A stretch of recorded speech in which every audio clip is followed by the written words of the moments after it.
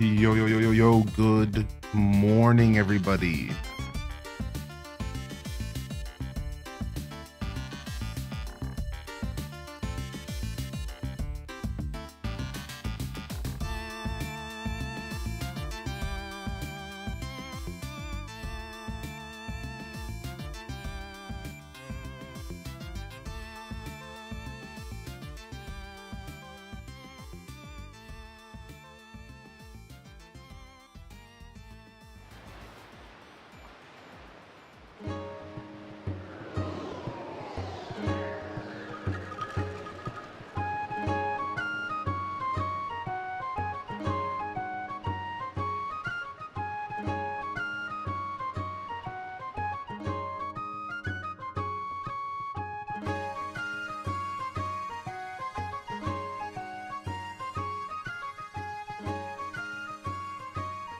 All right. Welcome to the broadcast today. A little bit of lazy Sunday gaming.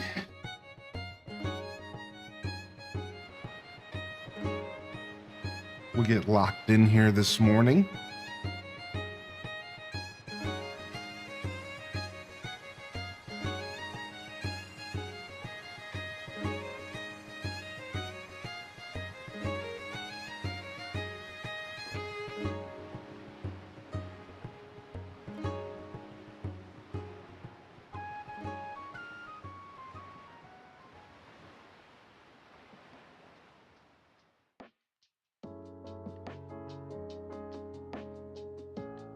Okay.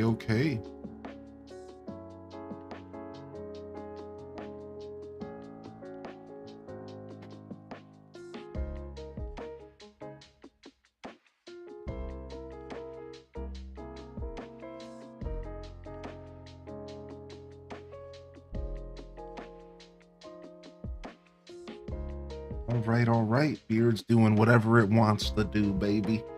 Whatever it wants to do, baby. Yo, good morning and welcome to the broadcast here. You bunch of funky humans and cool cats. What's up today, baby? Yo, good to see y'all here. Welcome.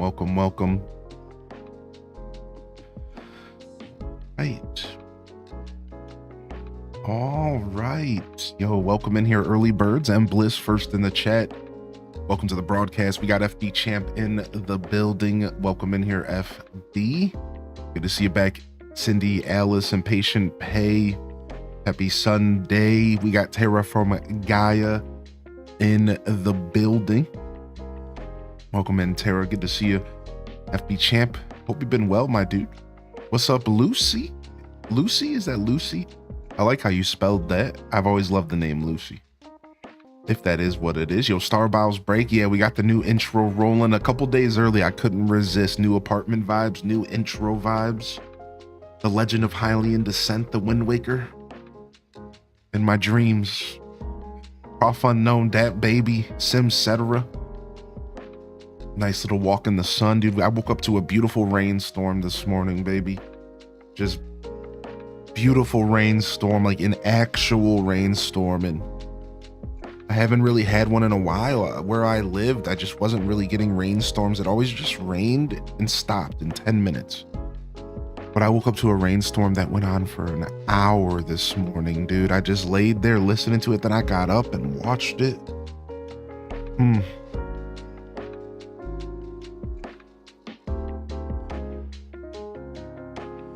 Cheers to the Sunday squad, baby. Cheers to the Sunday squad. What's up, Legends of Alexis? Good morning. Yo, Soda Vigilante. Ryan, Perpetrator, Legend. Allie Allen. Yo, hope you and the Perpetrator gang are doing well over there. Good to see you. What's up, Little Bud'em? Welcome in here, Skeebs. Rachel Green Tea, good to see you as well. Ham Labs, Legend Myth. Always good to see Hammy in the building. Silver Blinks in the building. Quince 3, Chamomile Court, Lab Tales, Dante $. Marathon starts tomorrow. Exclamation point marathon starts tomorrow. Calico Reese, welcome to the broadcast. Ginger King. Good to see you today. You look fresh. Is that a new apartment you got on? Did you get the chair? No, I didn't get the chair yesterday, but we're hoping to get it here maybe Monday the latest. So I'll probably stream without the chair Monday, but then I'll have it for Tuesday and the rest of the week. That's the plan right now, and I think it's going to work out. So I'm very confident. So we just have to go one day where we'll have to figure stuff out, but I think it'll be just dandy. Yo, Tater Tot Soup, good morning. Nick 82, good morning. March 31st is tomorrow. Yeah, just making sure I said that right in the command. I made that command right before I started streaming today. Gaming Daryl, good morning. Mike 84 again. I think that might be triple hello. That's all right. Yo, Lazy Stoneheart, Tam Perp, legend. I did not move states. I'm still in Ohio. We're still Ohio gang. Yo, thank you, Tater, for the gifted over to Ginger King. Bringing them in, badging them up, and ringing them in, my dude. You know we like that, baby. Yo, Didius, good morning. Vanilla Honey, good morning. Unyawn, good morning. Tima's in the building, good morning. Calico Reese, yeah, March flew by for sure, dude. Yo, what's up, Calico? How you been? Hope you've been well, Calico. Life's been treating you all right. Squirtle. Cheers, baby. Happy new home, confetti hand waving. Loved your spiel about making changes and growing. Biceps hooray. Oh, thank you very much. I appreciate you, dude. Thank you for saying that. My spiel. I don't know. I think it's important that for me, I've always been somebody who thrives. I've always been somebody who thrives off of change. I've never really let change sink me. I've always been a swimmer. You throw me in, I usually do a pretty good job swimming. So yeah, I think there's definitely a lot of truth to that. Yo, Skeeb's good to see you. What's up, Snow Squirrel? What up, baby? Yo, thank you so much, Casey. Thanks for sticking with me. Hope you're doing well. What's up, Kai Bells? Welcome in. Been Stardewing all weekend, but now I got to do some chores while I lurk. I thought about Stardewing today, but I decided to do some Hello Kitty. I almost Stardewed, but I don't know if I'm going to be around long enough for Stardew to feel good. Stardew's the kind of game I like to play for a big chunk of time, you know? I like 4 minimum for Stardew. And we'll see how long we're around today. Does donations go solely to you or Twitch? So Twitch gets 30% of subscriptions. And Twitch charges you for bits. I get every bit. One bit is 1 cent, 100 bits is $1, but you pay like 120. So bits, you pay Twitch to buy them. Subs, Twitch gets 30%. Donations are 100% mine. I thought, do we have a command? I never know if we have a command for that. But yeah, there it is. Yeah, so donations are 100% to me, except for like the occasional fee. Like Stream Elements takes 50 cents when I transfer it to my account. That's literally it. No percentage, like literally just 50 cents when I take the money out of Stream Elements to my PayPal. And then some people, your tips will just go directly to PayPal. And I don't think they take any of that. Maybe? I don't think so. PayPal's pretty chill. So yeah, thank you for asking. If you're trying to support your streamers, usually donations are the cleanest way with nobody getting a cut. But as always, never expected, always appreciated. Never expected, always appreciated, dude. Thank you. What's up, JR? Good to see you today. Welcome in. I appreciate you, Kai Bells. Honestly, things have definitely... Stream Elements never took anything from me. It's only when it's credit cards. Yeah, so all like credit card stuff gets housed in Stream Elements. And then when you want to transfer it to your bank, they take 50 cents. But anything that goes directly to PayPal, Stream Elements doesn't touch. I believe that's how it goes. I might be assuming a little. So, you know, just a heads up, but I believe that's how it goes. Yo, good morning, Dazabound. Oh, thank you. I'm rocking my Melee shirt, my Flower Melee controller shirt. I was going to start the stream standing, but then I realized that I'm tired and I didn't want to do that. I realized that I've been on my feet for like 3 days straight and I'm just pooped, man. My feet were like, nah, dude, please. But I'm getting my daily walks in and stuff, so that's good. On top of, you know, moving. Tons of moving stuff. You know how it be. Yo, thank you though, Kai Bells. I appreciate that. Yeah, the setup is gonna be being adjusted a bunch, so we'll figure this out. This is a setup version 1. There'll be many versions. I'll probably do some adjustments tonight for the marathon week so that I don't have to touch it for the marathon week. And then from there, I think we'll be good, like I said, for about a week, and then we'll probably try to do some more adjustments. So the next big adjustment, the next big adjustment to this room is gonna be. Good morning, fam. Happy Sunday. Green screen. Day love. Right. Once I bring the green screen in, then I'll really have to change up like what's going on here on this desk. But I'm just waiting for some extension cords to come in. I got some more extension cords and stuff coming in so that I have more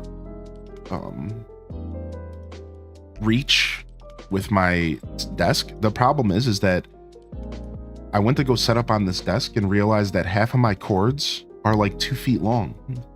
Like one of my display port cords are like 2 feet long. Like I literally can't do anything. Like the monitor has to be right next to the computer. These are things I didn't consider. Right, so I'm gonna be ordering cords and extension cords and HDMI cords and all that stuff, so then I can actually make this setup make sense. Because like right now it's like weird. It's like even the cord for my Elgato camera is way too short. Like the cord that came with it, I think it's USB-C to USB-C. Way too short. Things like 2 feet, 3 feet. It's like, what are you supposed to do with that? Like, did they really send me a cord with this face cam that's 2 feet long? Like, how are you supposed to use that at all? You know what I mean? It's like, I'm gonna have to get a whole new cable for this camera so I can actually put the camera somewhere that makes sense. Because right now it's just right next to the computer because it can't go anywhere else. Like, it's real weird, dude. Yo, Chiquita, thank you for 41 and good morning. Dude, I hope you've been well, Chiquita. What's up? What's up, Chiquita? How you doing? The charging cables that are like an inch long. Yeah. Yeah. I'm gonna have to pick up some cords. So that's like, that'll be when the setup changes more, is when we get some cords and stuff in the house. Because ideally, originally I wanted this computer to be at the end of the table. But then I put it in the middle of the setup and I kind of like it here. So now I'm like trying to wrap my head around exactly what I want to accomplish with this setup. So, yo, thank you, Blue Phoenix, for 20 months. Yeah, I hope you've been well, Chiquita. Seriously, I appreciate you. Thanks for checking in this morning, Mrs. Spank, Ruby, Mandy Cat, Red Museum, Legend, Flower Plustron, Legend, good morning. Alto Girl, good morning. Thank you, Blue Phoenix, for 20 as well. Thank you very much. Gonna need a whole room for the amount of HDMI cables I have by now. Yeah, seriously. So yeah, we'll make some adjustments, but for this whole next week and the first couple streams here are just make it work, show up and do the business, baby. It's just make it work streams. That's what this is. Just make it work, right? Because the content always carries the production. The production doesn't carry the content. It's like the sword versus the sword wielder logic, right? Like the sword doesn't make the man makes the sword type stuff, right? So it's like, it doesn't matter, dude. If your content will carry your production is good and production feels nice, and it feels professional, but none of that stuff ever really matters as long as your content is carrying it. Your content will uplift any production. I've watched streamers absolutely explode because of a clip, and you go watch their production and their lighting is atrocious. Their microphone is literally an Xbox microphone that they have plugged into their Xbox controller, but they have 1,000 people watching them. Nobody cares. The content will always carry the production, but production is nice when the content is nice. It doesn't go the other way around. It never will. So I learned that real quick. How did your new place feel different from your old place? That's a good question. It's hard to feel that kind of stuff out now because I'm not like settled in yet. But the first thing I noticed is like the energy. It's kind of hard to put into words, but if I were to attempt to articulate it, and part of me feels like this is maybe like honeymoon phase. If you know what that means, honeymoon phase means like I'm still kind of on a high because it's all new and fancy. But to get to my point, the energy here feels elated and uplifting and like a big, delicious fresh of air. But the energy at the old house didn't feel that way. Even now that I've moved, I've gone back and it feels dank and damp and draining, and like just being in the house was draining me. Like I don't know if I'm even articulating this properly, but that's really the only difference so far, besides for way, I mean, yeah, I guess for now, yeah, that's probably that's until I settle in, I won't really have much more to say, but yeah.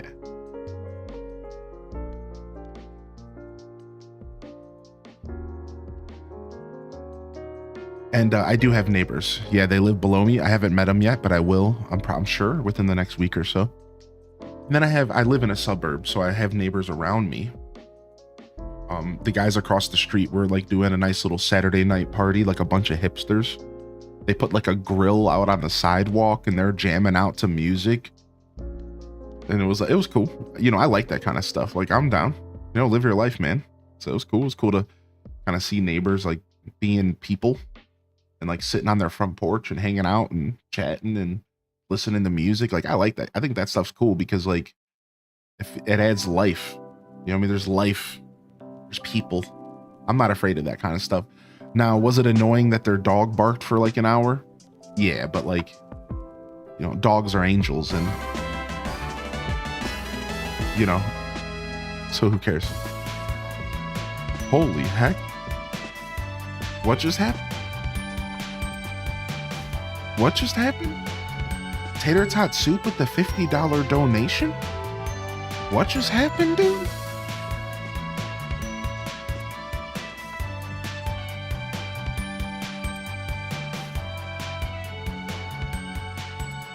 Tater tot soup? Cheers, mate.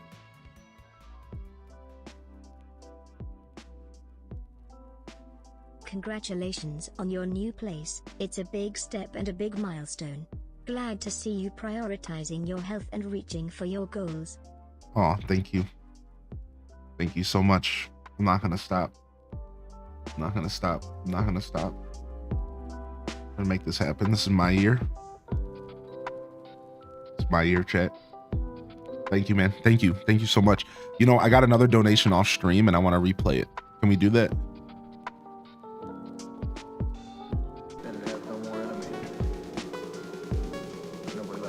Thank you so much, Tater Tot, for the generous $50, dude. Seriously, I don't even have words right now, man.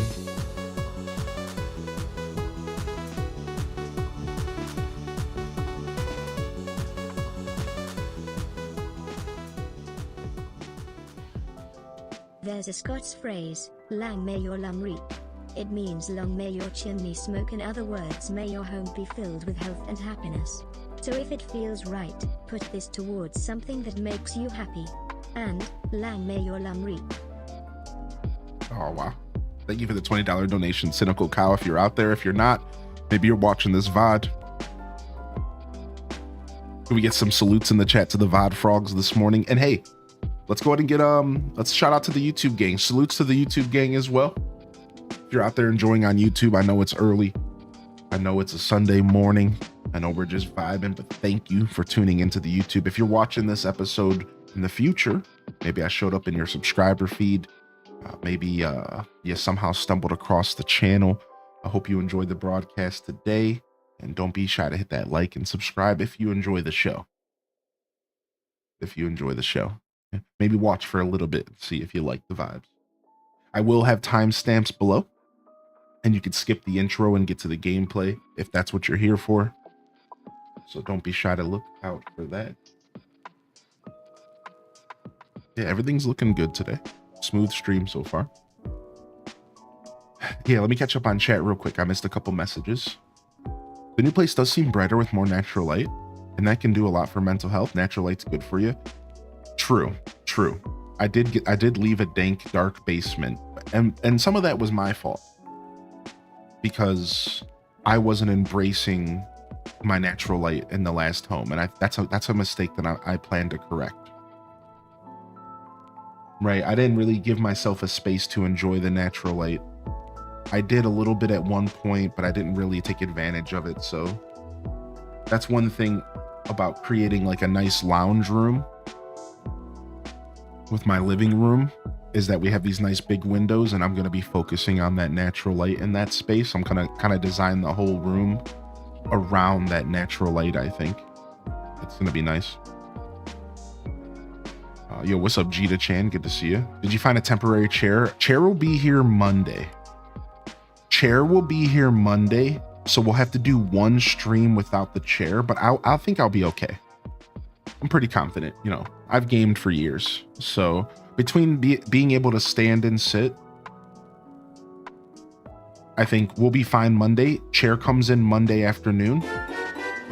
It might even show up halfway through the stream, which would be beautiful. So, and again, just to clarify, we're talking about the old chair from the apartment that I accidentally left there because I'm a nerd. So we got, that's all like good now. That's all good. So it'll probably be here Monday afternoon, Monday evening, and then we'll have it for the rest of the week. The new chair hasn't been purchased yet, but that's something I just need to research before I purchase. Yeah. I'm like honestly this close to purchasing the new chair, but I'm sitting right now.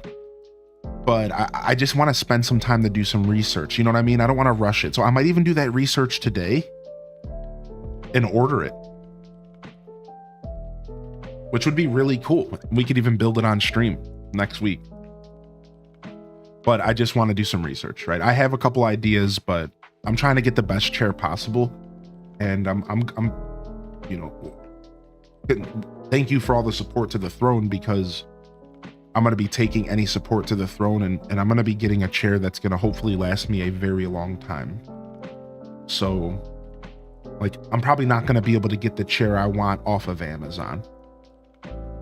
That's like what I'm saying. Like, I'm probably going to have to go straight to like a manufacturer, like a website. I'm looking at like Herman Miller. And so it might not get here very quick. Like, it might be like a couple week delivery process. Right. I'm looking to get like a nice chair.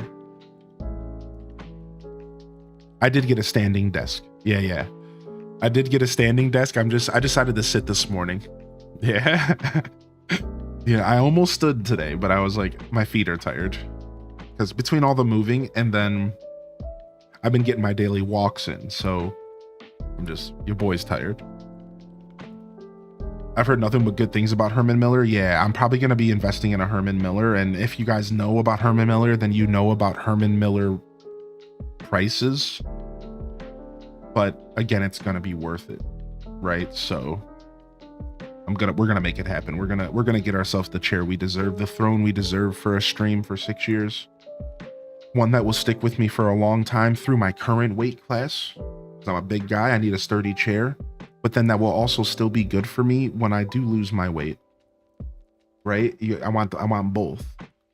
I want both. I want a chair that's going to be good for me now, nice and sturdy, but then will just be great for me when I'm at a lower weight class as well, because that's just how that works. So I did miss a couple other messages real quick. First off, Beady Baby, thank you for 57. Thank you, Beady. How you been, dude? I really do hope you've been well.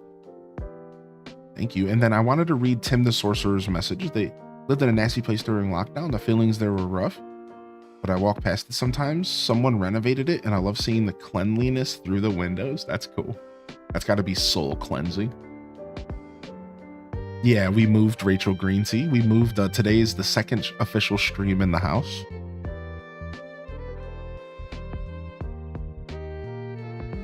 And Flower Plustron says, ready for the new chapter in your life?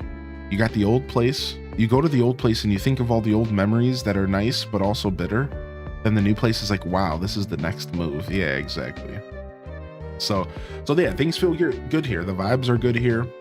There's, I still have lots of stuff to do to settle in. So I don't think I'll be settled in probably till like the end of April, like realistically, but maybe even a little bit further, because you know, once I get like furniture and stuff, I think I'll really settle in, but I'm already kind of laying my roots, and I've only been here for a couple of days, which is pretty not normal for me. So that's really nice. I usually am very cagey about new locations for a long time, months. I'm already feeling pretty good, but I have boxes everywhere, you know, bags everywhere. Like I have a lot of cleanup to do. So like last night I ordered some cleaners and stuff, and I'm gonna be like scrubbing some walls and, you know, just kind of doing some like nice fresh kind of wipe down stuff before I really lock in. And then once we're done with the marathon week, which starts tomorrow, I'm gonna take a couple days off and I'm gonna like actually move in. Does that make sense? Like I'm gonna actually like unbox everything, unpack, like lock into the apartment, and then the only thing from there would be furniture. So I'll take a couple days off and I'll get everything unpacked and settled in and have like at least some sort of organization, clean up all the boxes, mentally decompress. And then from there, I'll just spend a couple weeks slowly acquiring some furniture to kind of pull everything together and like make it like my home, right? So it's gonna be a couple weeks as I ease into everything, but I think the first big step will be a mental decompress with an unboxing and organization of everything. You know, putting stuff in closets, putting stuff on shelves, putting stuff away, you know, putting stuff in that's for my stream in the stream room, in the stream closet. Like really making sure that I have everything kind of organized, because I'm gonna feel so much better once I don't have an island of boxes in my dining room, which you guys will be getting a tour next week. I know you haven't gotten a tour yet. You will be getting a tour next week. Hopefully as soon as tomorrow. I'm gonna try to make this tour happen. That's why today has to be a lighter stream, because I need time to set up a tour. So I do live alone. I'll be living alone here. I moved out from a roommate situation to my own apartment for the first time in a decade. I have lived alone before. And while the price of rent has clearly increased because I moved from a very nice kind of family situation to on my own, you know, the rent's all mine. It's honestly a pretty spacious space, more space than I needed. I'm gonna be completely transparent. I probably could have just got myself a little 1-bedroom, even like a little studio. But like, I saw this place and I just fell in love and I just took it. So I'm paying like a little bit more than a guy who's single like really needs to, but this is gonna give me the freedom to stretch my wings, man. I have an office, a bedroom, and then a gorgeous dining room and a kitchen that I'm gonna be able to create just nice, unique spaces and like really stretch my wings. Something I haven't had a chance to do in a very, very long time, probably ever, because even when I lived alone a decade ago, I was on some early 20s ish.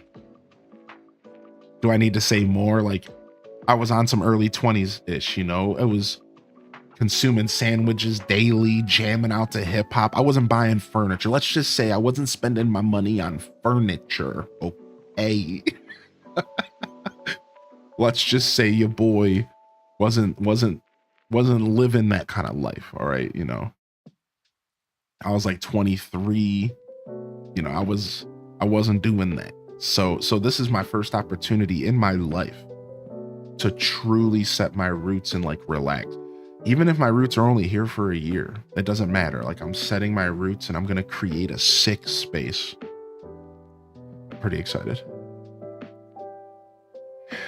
I don't know how people do it unless you're besties in a relationship. Yeah, no more roomies, baby. Yeah, no more roomies. What's up, Sammy Sesh?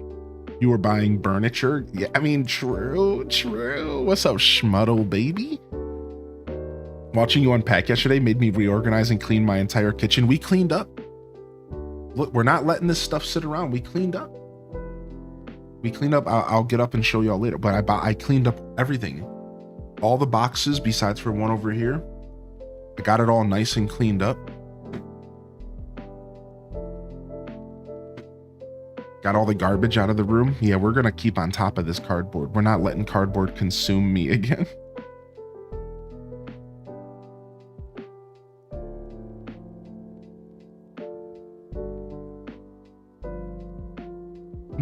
I've never heard of Herman Miller, but dang, they're expensive. I've seen them, but are they really that comfy? They don't look it, except on a chair. I never really sat in them. I don't actually know too much about Herman Miller myself, besides for the brand name and personal recommendations from people in my life. Yeah, like personal recommendation. Like, I've had people be like, this is the chair you want. So here's the thing about Herman Miller. This is what I was sold on. It's about lumbar support. So supposedly their chairs are made specifically with like lumbar support in mind. I don't know about comfortability or anything. All I know is they're about lower back lumbar support. And that's why I want one, because I sit a lot. So otherwise I'm not even sure. But yeah, just sharing the wisdom that I was told. Like I said, that's the reason I haven't bought the chair yet, because I need to do some research. I need to do some research. I'm not quite sure what I'm getting into yet. So I came across a video with you with barely a beard yesterday. So weird. The beard suits you. I did without, but beard seems normal. It did without, but beard seems normal. That's so funny. Sammy Sesh. I got some pictures of me with no beard, but I always have scruff. So Herman Mayer, the sausage guy.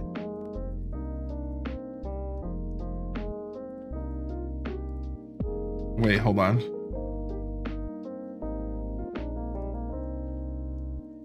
What's the command? Dang it. Anyways. Yo, Melee Yuki, good to see you back in here. So nice not having to share a space with someone unless they're a significant other. Yeah, it'll be nice. It'll be nice. If there was one thing that I didn't like over the past couple years, was being in a relationship but not being proud of the space that I was providing us when we spent time together. So that's actually, you mentioned that, and that's actually a part of it as well. Like I'm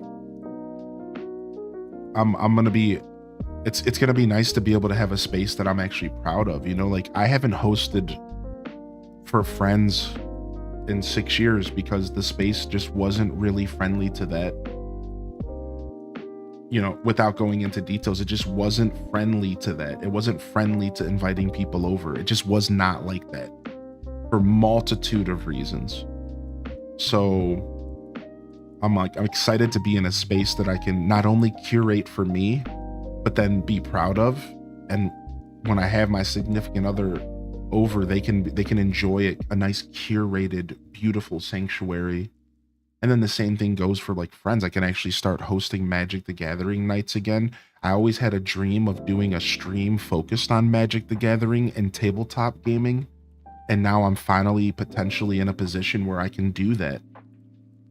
Like there were, because that involves other people, you know what I mean? And so there's a lot of layers to this whole thing, and I can only unravel so much out of respect, but yeah, I'm pretty excited. So I have a hubby and kids. I don't want them in my space a lot of the time. You guys are cute, but when I say get out of my office, I mean it. Oh, nice. Allie Allen. We'll have to check it out for sure. You're always welcome to send me a message. Any pets? No pets right now, but tentative plans for pet stuff. Tentative plans for pet stuff. Go to Office Depot or similar to try out different chairs. Yeah, so Office Depot is the first place I was going to go to. So what they say when you're looking for chairs is they say go for office chairs that are high end, because good bosses and business owners will buy them for their employees who sit for 8 hours a day.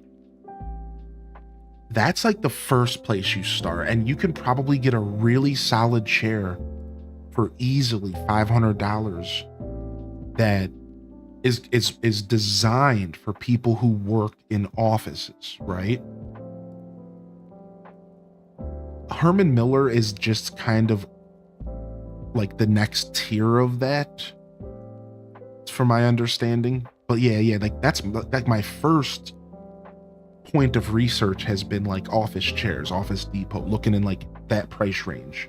And then I'm gonna look at Herman Miller, and I'm gonna make a decision that makes the most sense for my budget, for my current weight, and for just like my lifestyle, if you will. And then go from there, right? So I'm the kind of guy that sleeps on purchases for a long time. Anybody else? I'll sit there and research and sleep on a purchase for weeks, sometimes weeks, months. I'll sit there and I'll just sit there. And then all of a sudden I'll just pull the trigger. Once I feel like, okay, I'll sit there for weeks. I'm very, very patient with my purchases. Every once in a while, I will do an impulse buy, but not that often. Yeah, like every once in a while I do give into impulse. I think we all do, right? But yeah, Miss Skeeter. Yeah, maybe I need to go out and shop around a little bit at some stores. That's actually a good idea. Like that's what Quint was saying, right? Quint was like, go sit in some chairs, and it might help me decide. It's actually a smart idea, right? Because you can order it from those stores and have it delivered to your house. It doesn't have to be online, right? Whoa, a Kiss to Cry raid? What's up? But you bunch of cuties? A gentle breeze carries Kiss to Cry and the Meadow Friends your way. Let's spread kindness like wildflowers. What a cute raid message. Y'all are a bunch of fucking cuties, dude. Holy bananas. Did someone wish upon a star? We chose you to raid because you're awesome, friend. What's up, Thormir? What's up, Fizz? Homemade Alien says, good morning, Homemade Alien. You're not a part of the raid. Maybe you were, but I'm not patient once I see a good sale. Yeah, exactly. Like a sale will get my impulse purchases happening real fast. Want to know what else gets my impulse purchases happening real fast? Pokemon TCG Pocket. Guess what? Your boy pulled Golden Pokeball last night before bed. Golden Pokeball was pulled before bed. I was going to bed and Golden Pokeball got pulled. And then listen to this, Dazabound. This morning, I got 2 Giratina Immersives in the same pack. It was the first card in the pack and the last card in the pack. What kind of weird pack is that? So last night I thought I got a God pack because the golden card was the first card. Then this morning I thought I got a god pack because the first card was Giratina, and I'm like, but it ended up just being first and fifth. Real weird stuff. But either way, I just pulled 2 Giratina immersives. Your boy's on a high right now. Like, you don't understand. The golden Pokeball, dude. I know, Daza, dude. I'm so excited for my anyways, enough gushing. Welcome in, Raiders. How we doing, baby? What's up, Raiders? What's up, Sir Matt? Welcome in. Kiss to Cry. Yo, let me get you a shout out real quick. Want to see what y'all are doing. I think you were doing some Hello Kitty. Some Sims 4. Oh, nice. Very nice. Yo, happy to have y'all here today. We're hanging out and chatting. We're gonna do some Hello Kitty this morning, but I'm going through some big life changes and I just moved, so there's a lot of discussion happening. Honestly, we could go back to the just chatting category at this point, but no. We'll get to some gameplay today. So I made my own Sims 4 challenge, so I started that to upload to YouTube. Nice. Congratulations, Kiss. Would you like to, do you have time to tell us a little bit about your Sims challenge? Or if not, listen, no worries, but I'd love to hear about it. You're going to cook ranked with that double Giratina EX. That's the new meanest meta. Yo, what's up, Raina B, baby? Dude, I saw some of your polls in the Discord. I didn't get a chance to reply to you, but we're not worthy. Dude, I have not done ranked yet, by the way. I haven't done a single match of ranked yet. I have time. It's a month-long season, so I'm taking my time, but I wanted to pull some more cards, and then I'm going to start building decks. And I always like to build decks, so I actually just started building a Giratina deck, and I'm doing Snorlax, Berry, and Giratina. So Snorlax is going to sit in front as the wall with Rocky Helmet and Berry. And then in the back, I'm going to have Giratina just sitting there charging while Snorlax is charging as well. And then I'm going to be able to do sneaky attacks with Berry when I only have 2 energies and put you asleep. And then I'm also going to be running Dawn so that I can just have Dawn pop up an energy to Snorlax if I want to do a sneaky attack with Snorlax again. The whole deck's going to be about having sneaky options. Right? If I'm just sitting there with 1 energy on Snorlax, you might not be too suspicious. But then when I Berry and put an energy, I'm hitting you for 80. And then what if I'm sitting there with 2 energies on Snorlax and you might not be too suspicious, and then I Dawn an energy up from Giratina, and then I put an energy on Snorlax and smack you for 80. And the only problem is there's a ton of status clear now. A ton of status clear. Now with freaking Nurse Joy, whatever. Pokemon Center, Nurse Joy, whatever. So it's like, unfortunately, now they can heal status and heal for 30. And then also Arceus stops all status as well. So I don't think the sleeping is going to be too much of a powerful mechanic to utilize, but that's okay. I'm probably not even going to play this deck, but I was building one this morning. I think building around Snorlax as a wall is fun. I was also building a Blastoise deck with Snorlax as a wall as well. So like messing around with Blastoise and having Snorlax as a wall in front of Blastoise, same idea. Using Misty and Dawn and using Berry to kind of catch people off guard. And when I say I'm trying to catch people off guard, it's about options. I just want to clarify, because I saw comments in the chat. It's like, no, I'm not trying to pretend like the cards aren't in my deck or anything weird like that. It's about having options. It's all about having more options. So Berry gives you options because you can make a decision in the moment. Do I want to swing for 80 and put them asleep for a turn? Or do I want to play a Leaf and retreat and pull Giratina up front? Like, you have options. Berry gives you options. You can load your energy up in a way to where you can make multiple moves in one turn, and they have to predict what move you're going to make. right? So you sit there and you say, okay, well, I could pull Giratina up and attack. I could bury and attack with the Snorlax. I could dawn an energy up to Snorlax. I could retreat the Snorlax and dawn an energy up to Giratina. Once you build a deck that has multiple options, then you start to create an experience where the person has to make a decision and they don't have all the information. And that's a really fun way to play the game. It's kind of, there's a lot of decks where you can kind of play with options. That's why, like, for example, I love using small Blastoise and EX Blastoise, because it gives me options. There's some games where I put Blastoise up and I'm hitting you for 100 and you're only getting 1 point from him. But then some games I put out my big Blastoise and I'm hitting you for 160 and I'm winning the game. Now I'm doing the same thing with Pikachu EX, right? I got Pikachu EX and the old one. Some games I put Pikachu EX out and I blast for 150. Or some games I put out old Pikachu EX and I'm blasting for 60, 90, depending on my bench. I love options. I like to build decks where I'm using all sorts of different styles of options and stuff. I think it's real fun. But yeah, I'm honestly, I'll just say it. I'm a pretty humble guy. I'm a master deck builder. I've been playing card games since I was a little kid. I'm a master deck builder. I'm a really, really good at building decks. And Magic the Gathering and Pokemon, Yu-Gi-Oh! I am really, really, really good at building decks. So, like, yeah, I know what's going on with the meta because I keep up with YouTube and I keep up with competitive players. So I've already been seeing the meta unfold in ranked.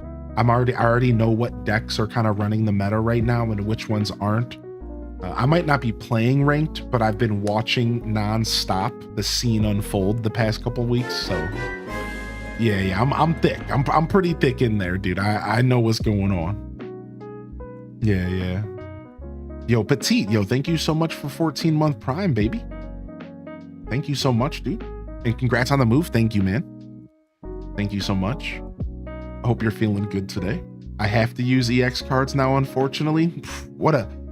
With that attitude, you do. With that attitude, you better just be throwing some reds in your deck, son. With that attitude, unbelievable.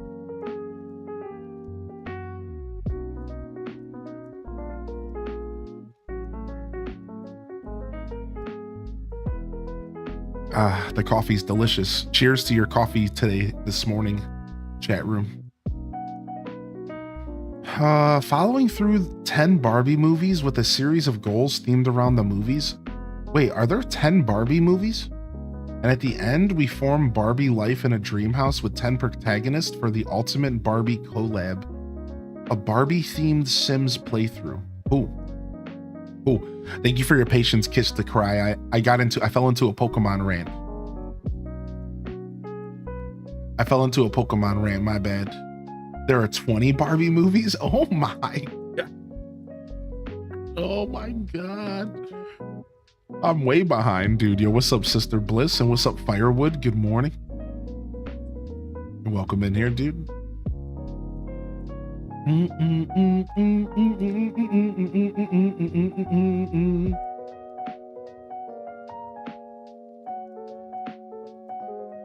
Yo, good to see you, Firewood. So far, so good, man. Thanks for throwing a log on the bonfire, baby. Hope you're feeling good. So Toad has a question here. I had a question about Tamagotchi Life. Since they are Miis, maybe Nintendo is bringing back Miis? What a thought. There's been theories going around about what the C button's gonna do.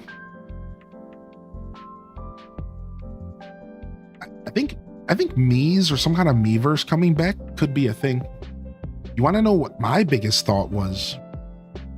Is I went back. I am still convinced that the C button is cast, and you're going to be able to cast your Switch to your TV without plugging it into the dock. I'm still, that's my random off the theory, like the theory has no weight behind it, I'm still convinced. It has no weight behind it. I'm still convinced the C is cast. And you're going to cast your Switch to your TV using like Wi-Fi or Bluetooth dock technology. And if you're asking why would you want to do this, it's because of the Wii U era. Imagine having Wii U capabilities with the Switch.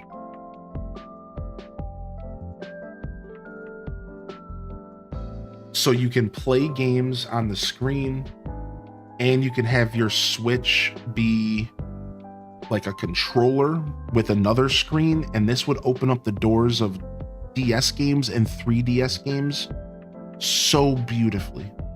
All of a sudden, you load up a DS game on Virtual Console, you press the cast button, and then you got the bottom screen and the top screen on TV. I don't know, man. I've been convinced for a long time. Now, again, this is a very baseless theory. It's probably, who knows? It sounds like a lot for Nintendo. So, who knows, man? Yo. Thank you so much, Flower. You have a great time zone, all right? You have a great time zone, Flower. Thank you so much. Thank you so much for popping in today. Cast to a phone? Oh, dude, I mean, casting to a phone would be interesting. I did see the rumors that you can connect to another Switch, like a Switch 1 or a Switch 2. The only reason that being able to connect to another Switch would just be such a niche thing, but it would be very Nintendo. Yeah, because it's all about connecting and playing, right? So you go, like they already had a similar system, like the current Switches. They used to show ads where they would put like the Switches on the table, and then like the games would be like connected somehow. I think that was a thing the Switch 1 could do. So like maybe taking it to the next level, where like the example that I heard from Spawn Wave was DS Mario Kart, where like one of us, I would own Mario Kart, and then I could cast it to each of your Switches and you could race with me, but you guys don't have to own the game. Literally Mario Kart DS. You wouldn't have to own the game, but I could cast it to your Switches and we could all race each other. So like, yeah, honestly, that's a very Nintendo thing to do. Very, very Nintendo thing to do. Yeah, a share play. Exactly, Ginger King. Like a share play kind of vibe. What's up, Sophia? You hoping they bring back Mii's and Miitopia? I think they will. I think Mii's, as Molded Sandwich said, Mii's were like never gone technically. So yeah. I think maybe Mii's do have more of a maybe they make a comeback with the Switch 2 more than they already are, but technically they've always been there. They've just been in the background. Yo, what's up, Cerulean Eventuality, and what's up, Castaway? Good morning. Welcome in here, Flamboyant Alien. Should I meet up on Grindr? I mean, if you want to create another Prince Bastard, sure. That's usually how that goes. Yo, Bravo Whiskey Victor, good morning, dude. Good to see you. I have 9 Mii's made on my Switch. Really? I didn't even know you could make them outside of your account. Yo, what's up, Michelle Crossing? Good to see you today. Yo, good morning, Liz. Hey, I hope you have a great day today, Liz. Good to see you. Cynical Cow, dude. Thank you again for your support, bud. You have a great day today, all right? Thank you seriously for your well wishes and your blessings. Thank you, man. Yo, what's up, Hollywood? New app type. Congrats. Too early for this? Yeah, Wavy. Wavy storming on in. Yo, what's up? What's up, Hollywood? Thank you for 30. Thank you for 30. Good to see you back in here. All right, let me catch up on chat real quick. Yo, Bookie Proud Mama, welcome to the show today. You're going to be at work. You're going to have to watch the VOD later. We'll have a VOD for you here today, Bookie. We'll have a VOD for you. Oh, happy late birthday to Cozy. Oh, thank you, Firewood, dude. That was very kind of you. Very cool. Very cool. I don't like EX cards. Ranked is literally EX or get out. Yeah, I mean, they're always going to be a dominant force in the meta, but I think you can still have some fun with non-EX decks. You just have to really curate them in a way where, you know, this is the way that I've wrapped my head around Pokemon deck building. And then I promise I won't rant too hard. This is how you make decks in TCG Pocket. All right. You either make a deck that is EX into EX, or you make a deck that is, so you have 3 methods. So you want to have an EX die into another EX. So they get 2 points, then they get another 2 points, right? So you are maximizing your output. That's option 1. So just 2 EXs are your main attackers. You go in there, right? You lock in. So that's number 1. Method number 2, you do non-EX into EX. But see, again, maximizing your output. So you have a non-EX go up first, like Meowscarada, right? Meowscarada is the perfect non-EX to go up first. You're swinging for 2 energy for 100 and something damage to EXs. You're blowing them up. They kill Meowscarada. Then you roll out with the fully loaded up Celebi EX and you wrap the game up, right? So again, EX into EX or non-EX into EX. You're maximizing your output. Your last option is no EXs at all. You're familiar with this. Non-EX into non-EX into non-EX. You're maximizing your output and you're forcing your opponent to kill 3 different heavy hitters in order to get through and win the game. So double EX, non-EX into EX, or you go, oh, sorry, that's what I misspoke. There's not a 4th option. I just misspoke. Yeah, sorry. I just misspoke. So let me fix that. It goes EX into EX. It goes non-EX into EX, or you do all 3 non-EX. Right now, so why? So let me explain why really quick. Because the only thing you never want to do when you build the deck is go EX into non. That is the worst case scenario. You never want to build a deck where you're leading with an EX who's going to give the opponent 2 energy, and then you're going to end with a non-EX. That's you're not maximizing your output. So it doesn't make any sense to make a deck that way. So once you wrap your head around deck building this way, I think you understand that there's room for any type of deck in the meta. I don't care how competitive it is. I don't care. I might not have played ranked myself. I understand EXs are powerful, but I promise you, if you were to really look at the meta and build a deck that was non-EX, EX, you're ripping and tearing. If you build a deck that goes non-EX, if you build the deck properly, you will compete with EX decks just fine. You will compete EX decks just fine. So Marshadow might be like an exception to the rule, but even then, Marshadow still wouldn't be it. Like, even then, that's still not necessarily a fully ideal situation. And if I were to sit down and actually like talk about it, I could probably explain to you why. I'm just not in the, I'm not looking to do that right now. But like Marshadow might be an exception because yeah, he wants to come in on the back and do 100 damage. But like, let's be real. By the time you get to the end of the game, 100 damage isn't going to do much in most situations now, is it? Yeah, so again, just wrap your head around, we're talking about leading, who you lead with and who you sacrifice and who you let die as you go into it. And as long as you wrap your head around that, then your deck building will always be forever better.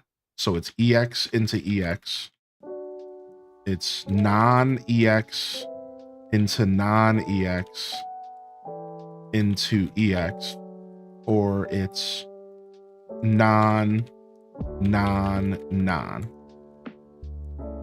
These are the philosophies that will always make, and as long as you wrap your head around that, you can make any deck work. Yeah, I promise you. I promise. And and like I said, if I was actually playing, I almost played TCG Pocket today, actually. If I was actually playing the game or something, I could actually give you reasons why, and we could sit and talk theory. But you know, I'm not gonna like talk theory in chat because like it doesn't really help. Like I would have to have the game in front of me. So if I'm ignoring messages, it's because of that. It's like, yeah, you know, I'm just sharing the biggest tip about deck building and how you should approach your games, and you should approach how you build your decks and what you're ideally leading with and what you're putting in the back as your end game heavy hitter, right? Marshadow isn't an end game heavy hitter. Marshadow is a mid game card. You lead with a non-EX, that goes down, you come out with Marshadow, you hit for 100 damage, that goes down, you finish off with Garchomp EX. You finish off with some non-EX, right? Like Lucario, right? Yeah. Should I buy turnips at 100 bells per turnip? That's steep. It depends on the game you're playing. If you're playing Animal Crossing New Horizons, you can sell them to people online, so it doesn't matter. Yeah.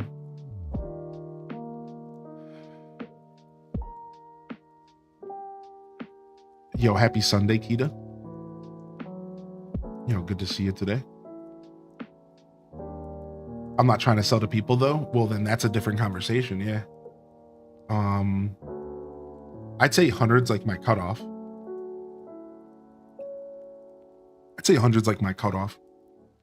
Hey, it's Manda. Yo, what's up? Yo, good to see you today, Manda. Welcome in. Good morning. Yo, what's up, Binary Digit? What's up, Sarcastastic? Good to see you here today, my dude.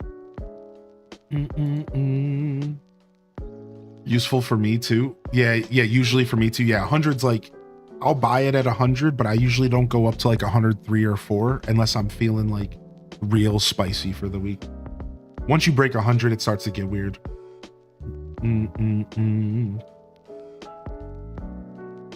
Okay, food is mine. You're welcome back, Kiss the Cry. Thank you again for the raid, dude. I really appreciate you. What's up, Krusty Tips or Krusty Chips? I'm not sure about your tips, but Krusty Chips, yo, top of the morning to you, my dude. Oh, what's up, Danielle? Thank you, dude. Thank you so much, Danielle. What's up, dude? Yo, Amethyl, good morning to you as well. Yo, I hope your day's just as wonderful, Sarcastastic. I hope your day's just as wonderful, dude. What's up? What's up, Tune? Yo, Big Doggo, welcome to the broadcast today. Good to see you. Yo, Alith, welcome to the show as well. Yo, Animal Crossings in the house. Yo, what's up, Ann? And there's Cerulean Eventuality. Thank you again for popping in here today, dude. I hope you're doing well. Meeting my new fresh baby niece. Wait, for like the first time ever? Like, were they just born? Cerulean, congratulations on the new Hylian Descent fan in your life. You're a Hylian Descent fan?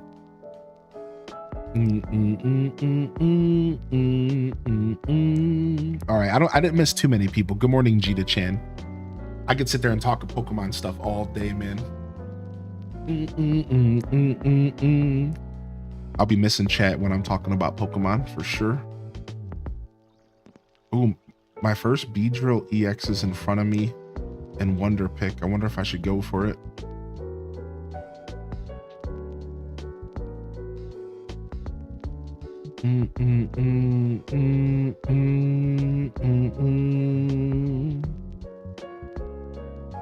So shinies can't show up in Wonder Picks, unfortunately. They're just like immersives. It's sad. Sad. Any more gold progress? No, I haven't had a chance to play. I did just bust my 3DS out though. It was in a box. I pulled it out and I kissed it and I said, "My love," but I didn't play it. Yo, good morning, Kai the Trash Panda. Good morning, Nintendo Cozy.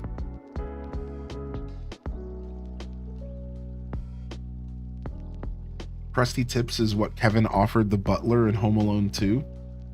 Yo, what's up, Duvor Dorf? Good to see you. What was your first meal in the new place? What was my first meal in the new place? It was a buffalo chicken sandwich and a carrot orange ginger smoothie from a local place. Because I wasn't feeling pizza, so I treated myself to a delicious smoothie and a buffalo chicken sandwich from this local place. Real nice sandwich. Wrapped up like a wrap. It was like a wrap. Spinach wrap. Yeah, good. Oh, thank you, eTalker. Would you ever play Pokemon competitively? Yeah, I have a little bit.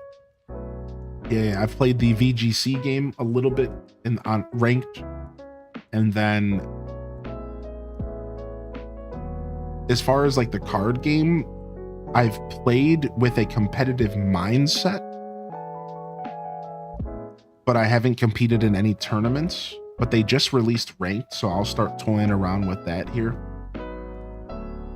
But like I said earlier, I do keep up with like the competitive scenes, right? So like, for example, I watch a lot of content and stuff talking about the current metas and like decks that are like deck theory videos and stuff like that. Because it's one thing to say, okay, this deck is winning, but it's another thing to understand why the deck is winning. And as I was saying earlier, that's like actually my forte, right? Like I don't need to play Magic the Gathering to be able to be competitive in Magic the Gathering. I can see a deck, I can understand its theories, I can understand its gameplay loop, I can understand exactly what's going to be happening in your win conditions, right? Like I haven't played Magic in years, but I can look at a Magic deck and say, okay, these are the win conditions, this is what this deck is trying to do and trying to accomplish. Like I'm very deep in card games. I have been my whole life. So yeah, I've always wanted to get into like more competitive card game stuff, but to go back to Pokemon and Pokemon as well. I've done a little bit of VGC. VGC is like the games like Scarlet and Violet. I actually did compete in 2 tournaments over a game called Pokemon Showdown, it's basically Pokemon. I've did competed in a couple little tournaments in VGC. Nothing crazy though. Nothing too crazy. I'd love to understand it more. I've played some of the Switch games and enjoyed them, but I don't know what I'm doing. Honestly, competitive Pokemon is way too deep. Like it's deep, dude. Like if you want to get into competitive Pokemon, you have to kind of dedicate your whole brain to it. Like you have to put your whole booty into it, dude. Like, oh my God. It's a lot, dude. You think Pokemon's cute, but like when you get into the competitive side of it, it's like kind of gritty and grindy, and you definitely have to kind of dedicate a big chunk of your brain to it. The fun part about Pokemon though is that you can play competitively casually. That is like the fun part of Pokemon, is that you can get into it pretty casually and just have fun. But if you want to like be the best in the world, then you have to go super deep, right? Yeah. Yo, what's up, Gamer for Life? 72 hours till the Switch 2, dude. Yo, I'm so excited. Did y'all hear about the discontinued gold points? Yeah, but physical games will still provide gold points, just not digital from the 25th and on. But physical games will still provide them, I believe. Yo, what's up, Sidey? Good morning. Chatters, would you recommend Story of Seasons of Wonderful Life? Yes, but you just know that it's a remake of a game from 2002, and it feels like a remake of a game from 2002.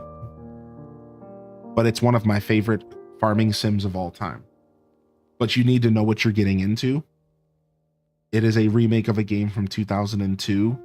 And it plays like it's 20 years old. It's very different experience from modern games.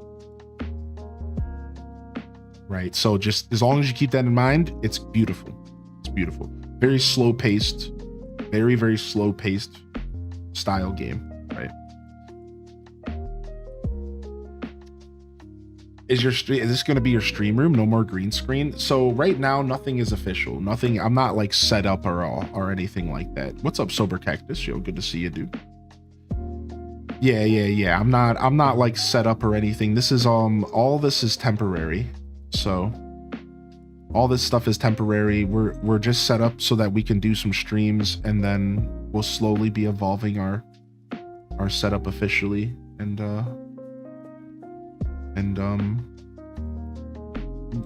rebuilding our stream space and all that. So yeah, we just had to throw something together so that we could be here and do some content. So the end game plan is a setup in which I can do both green screen and non-green screen. So that's the plan. So once I have everything properly set up, maybe about a month or 2 months, it'll be a while. The plan is to have a setup in which we can go back and forth between green screen and not, depending on our choice for the day. So I've actually had a setup like that in the past. So we're going back to that, but I stopped using it because I hated the back wall. I ended up messing it up. So a lot of people don't know that if you weren't around for that era, but in like 2021 to like 2022, like into 2023 even, I had a whole nerdy back wall set up with all my stuff, and I would go back and forth between green screen and not, but it didn't last too long because I hated the background. I ended up messing up the lighting and I hated it, and I stopped using it. I just went back to full-time green screen. So yeah, we're going back. We're gonna give it another try and see if we don't hate it this time. Yo, what's up, Gabby XO? Good to see you, my dude. Yo, welcome in. Welcome in. Yeah. So I'm excited. Yeah, I'm enjoying the space. I know some people haven't been here. So we did a huge stream on it yesterday. We talked all day yesterday about the new space. So let me just kind of catch some people up. I know some people are popping in here today. So just to let's just kind of like talk about it, and then we'll load up some Hello Kitty and we'll play some. So this is the second stream in the house, and also, actually, hold on. I actually know they're not around right now. So yeah, what's up, LPK? Good morning. Welcome in. So we moved in officially and fully Thursday into Friday, and I built my new desk. It's an L-shaped desk that's standing or sitting, and we built the stream setup literally so we could stream this weekend. This stream setup is temporary to the point where it'll probably change for tomorrow, and then it'll probably change again throughout the week, and then it'll probably change again, and then I'm gonna slowly be iterating on it and creating it, because that's what you do as a streamer, at least me, is I will slowly be adjusting and tweaking until I get everything perfect again, like it was in my last apartment where I wanted it to be. Otherwise, we're doing a week-long marathon that starts tomorrow, and that's another reason why I just needed the stream setup to be here. We won't be going back to green screen for a little while. I never kind of do when I move, even though I've only moved once as a streamer, but I like the new apartment vibes, and I'm okay with not jumping straight back into green screen. So I actually just got it back from the old house, but we're not necessarily rushing to jump back into that. That'll all happen over time. This gives me the freedom to kind of enjoy the new space and not feel like I need to set up all my big umbrella lights and get everything perfect, because green screens require very precise lighting. So we're not there yet. So what's going to happen is we're going to stream for a week straight to celebrate our 6 years of streaming. That's coming up here. Again, Monday. We're going a week long exclamation point marathon, a week of 12-hour plus streams while we lock into our new journey. From there, I'm taking a couple days off, and I'm gonna spend time actually fixing and curating and cleaning and unboxing and unpacking. So by the time you see me, maybe let's say mid-April, green screen could very well be back, and we'll start building the stream room, putting up stuff in the background, putting up shelves, buying a shelving unit for the ground, just like you said, Binary Digit. all sorts of fun doodads and trinkets in the background and some lights, and really have a fun time owning this new space. So that's kind of the plan. Everything feels really good. I know you asked earlier, what's the energy? How am I feeling? Feeling real good. The energy here is great. I'm in a duplex and I'm upstairs, so I do have neighbors below me. Good thing sound kind of travels up, from my understanding. But I'm doing my best to accommodate them. But I also need to live my life. Good thing I stream during the day, and they seem like they work during the day, so I don't think there'll be a ton of clashing. But we'll definitely know by the end of this next week. Otherwise, yeah, things are feeling good. Yeah, things are feeling good. So I have a whole huge apartment for myself. It's huge, big, and 2 bedrooms, beautiful dining room, beautiful living room. We have not done a tour yet. The tour will come likely tomorrow. So to a tour, we are going to be doing a tour. Sunday fam. Congrats on the new place, Hylian. H-Day love, H-Day cheers. So look out for that. I will do a tour either on stream or I'll do a video and I'll post it in the Discord. So look out for that. That pretty much covers it so far, I think. And any questions are welcome. If you don't be shy. I don't mind answering questions multiple times. I know people are excited. I'm excited. We had an explosive broadcast yesterday and we went through a lot of stuff. So if you are looking to watch some content while I take some time off, feel free to watch yesterday's broadcast. It was a blast, honestly. I want to take a moment to say thank you to Binary Digit for the $25 streaming chair contribution to the throne. Thank you sincerely for doing that. You did not have to do that. Thank you. Thank you so much. Enchanted Ascari hitting us with 14 months. Good morning and happy Sunday. Thank you, Enchanted, for the congratulations. Thank you. Can I ask about Scuffed Eats? Yes. So Scuffed Eats will probably be back as soon as next week. Yeah, Scuffed Eats. Oh yeah. Oh yeah. Oh, we're going right in, and it's going to be as scuffed as ever because we're going to be in a new space and I don't have time to set it up properly. I'm doing that tonight. Tonight I'm going into the kitchen. I'm setting up my old computer, and Scuffed is coming back right away because it's going to be a part of our marathon next week. And you'll learn more about the marathon tomorrow. But to give you a little bit of an insight on the marathon, it is a marathon celebrating 6 years of streaming, and every day the goal is to represent my stream every day. Six years, 7 days, and we're going to represent the stream every day. So for example, Positive Morning Vibes and Animal Crossing, my first ever segment as a streamer. Indie Showcase, Saturday Morning Cartoons, Retro Roulette, Hyrule Hustle, Legend of Zelda, Stardew Valley, Community Games. Everything that we did over 6 years, we're going to try to incorporate into a week. Little slices of memories built, of segments that we've done, things that built my stream and made me who I am as a creator. And it wouldn't be a 6-year celebration without Scuffed Eats, now would it?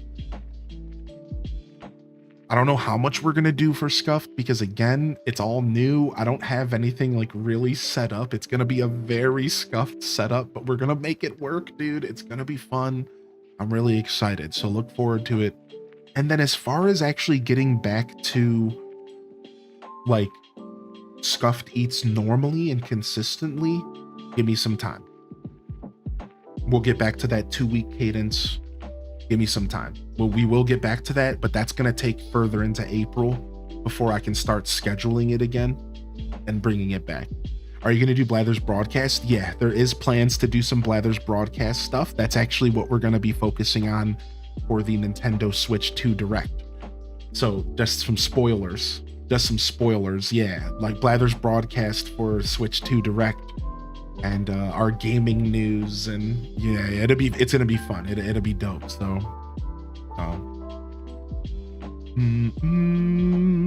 oh, thank you, Binary. I really appreciate you, bud. LPK, thank you so much for the kind words. Yeah, we were glowing, dude. We were glowing for sure, man.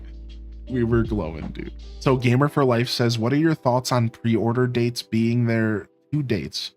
Are you gonna do midnight launch or have it shipped?" I want to do midnight launched.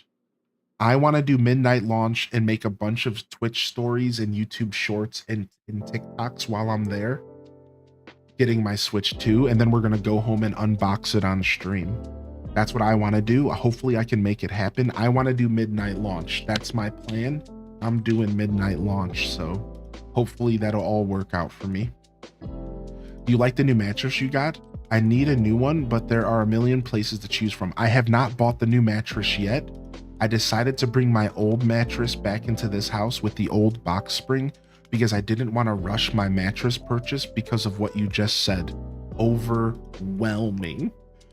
So I'm gonna get the chair first. So we're gonna do the chair first, then the mattress, then pause, and then probably furniture after that, like couch, like a nice couch set, something like that. So I'm actually upgrading to a king size. I don't even care. I'm doing it. So the first thing I'm actually going to be buying is a massive king size metal frame that's made for big old boys like me. A big frame. And then from there, I'll actually commit to a king size mattress so I can sprawl out. It'd be sick. It'd be sick. I have a queen right now, I think. So yeah. So we haven't gotten there yet, Didius. Good morning, by the way, Didius. Yo, what's up, Big B Bandit? That's why it's called Scuffed Eats, my dude. I know. I appreciate your dedication to your craft. Thank you for sharing your creativity with us. Oh, thank you, Saibi. I'm doing my best for sure. I recommend platform frames. I'll look into that. I honestly need to get myself a pen so I can write some stuff down because I got a bunch going on in here today. Dude, holy heck, Jita-chan from a twin, that's insane. Yo, what's up, Callie Fairy? Good morning. Driven for Love, good morning. Welcome to the broadcast today. DKT, I did see you pop in. DKT, you hooligan. I did see you pop in there. And I think I caught up otherwise. I think I caught up otherwise. Yo, M. Chu, good morning as well. Thank you, chat, for answering any questions I missed. I saw y'all helping out. And what's up, Jojo Montilia? What's up, Jojo? Good to see you as well. Positive Morning Vibes was the first stream you saw. Yeah, Mega Zen today, yo. Driven for Love, good to see you. All right, we're gonna switch up our jams a little because these jams have been getting my streams muted a little bit. It's really not a big deal, but because they're because they have their stuff on YouTube and wait, what was I about to do anyways? Well, we'll put it back on for now. What did I want to do real quick for y'all? Oh, yeah. Hold on. All right, so because I'm gonna walk away, we'll throw on a Windows album real quick. Because as long as I'm talking over this album, it's fine. As long as I'm talking over Lo-Fi Leah, it's fine. But it's when I'm not talking over it, that's the problem. And I'm gonna stand up real quick. All right, I want to do something because I think this is funny, and I forgot to do it before the stream. So we're gonna see if we can figure this out real quick. All right. So what do I need? I need some bobby pins real quick, and I need a green screen. Hold on. Don't judge me. Getting out of this chair is weird, all right? Because it's not a chair, all right?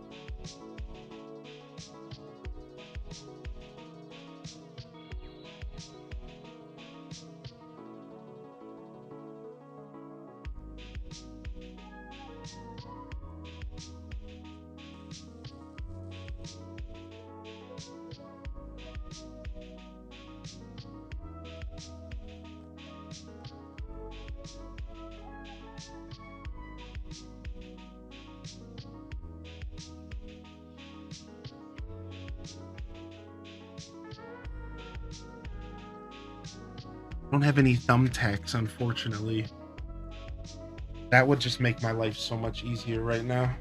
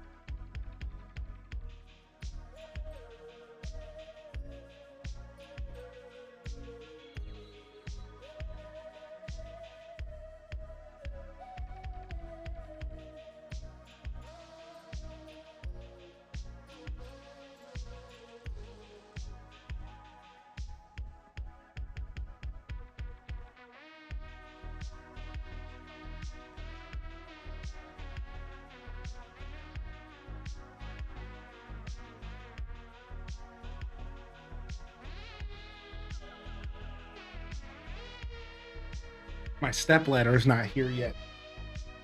Oh. So this will do for now. Ugh. Oh, okay. I was doing that for like 10 minutes, I think. All right. I want to mess around with this. I wanted to do this last night, but I was so tired.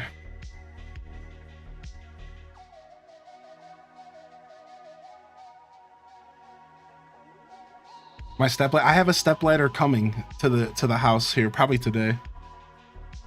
All right, hold on.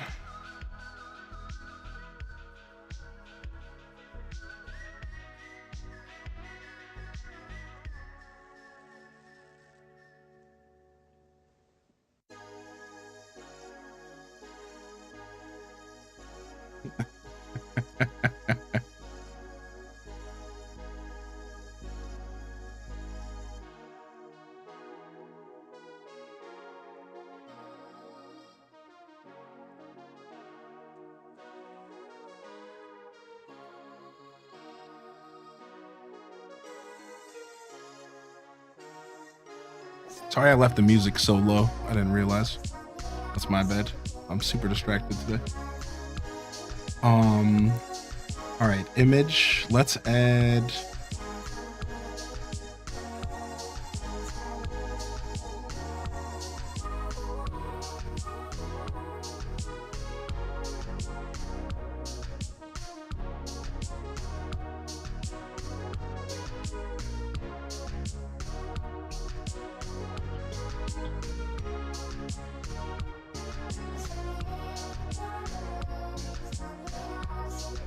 There it is, media, pictures.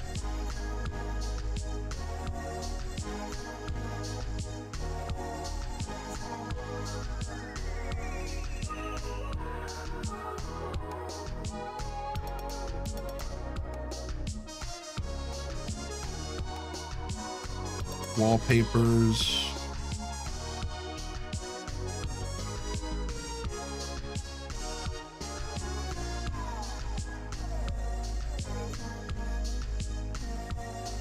And then I'll catch up on chat in just a second.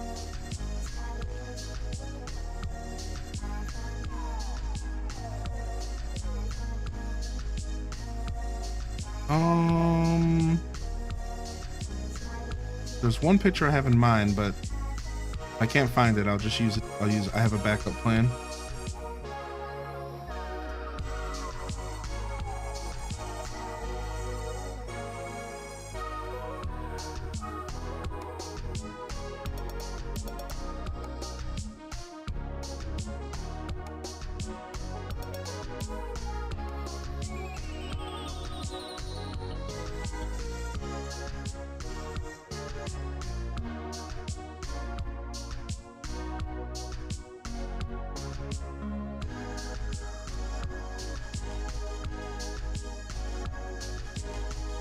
Okay, I guess we'll use something like this.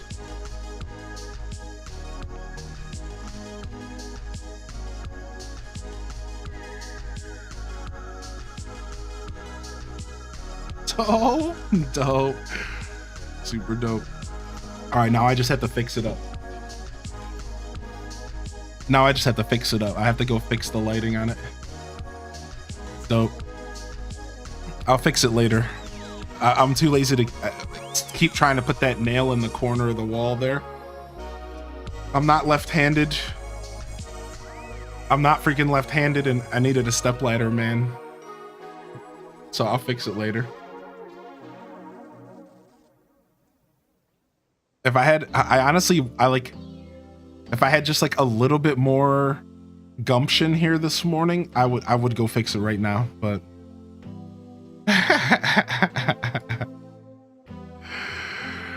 Oh my lord.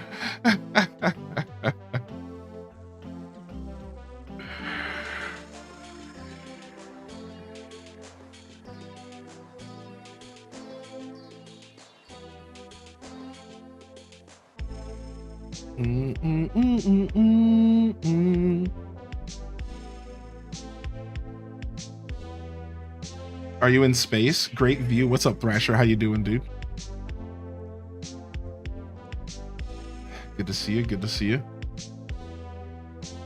Yeah. I'll finish it up. I'll finish it up later. I just had to set it up real fast. I didn't have time to do this last night, so. Yeah, that's how I plan to set it up is within the door frame. I just I got inspired by another creator, and I wanted to set this up. Like I said, I just didn't have time last night, but I was inspired to at least throw it up there so I could get an idea of what it would look like, because I think it's funny. But it's clearly scuffed. Sunday after a long walk, no gumption left after a long week.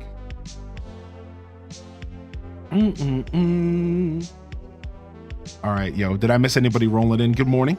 Good morning. Good morning. Thank you for your patience.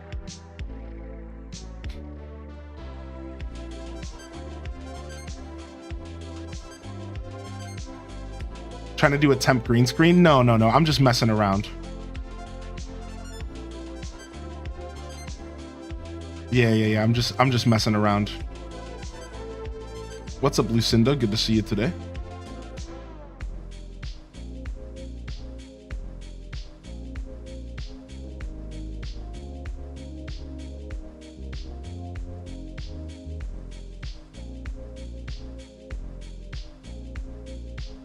Thanks to my tax return, I was finally able to get a new bed frame. Yeah, what's up, Belle? How you doing today, dude? Belle's in the house as well. When's the chair come in? Monday. We're getting our old chair delivered Monday. That's the plan, and then we'll buy a new chair over the next week or so.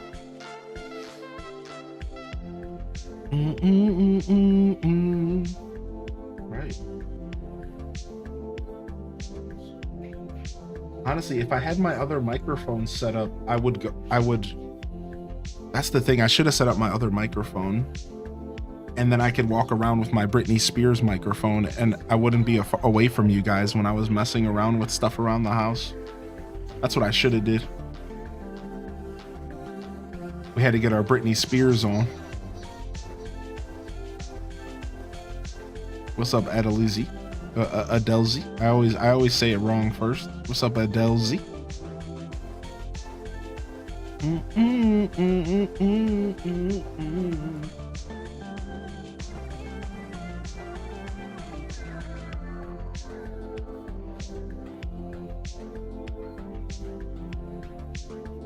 I had cup noodles not too long ago because I had a similar urge.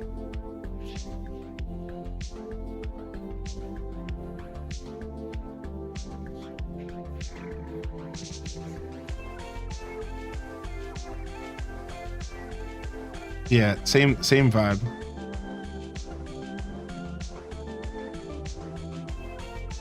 You figured out the chair delivery problem? I did, yeah. Yeah, I did. All right, let's go up.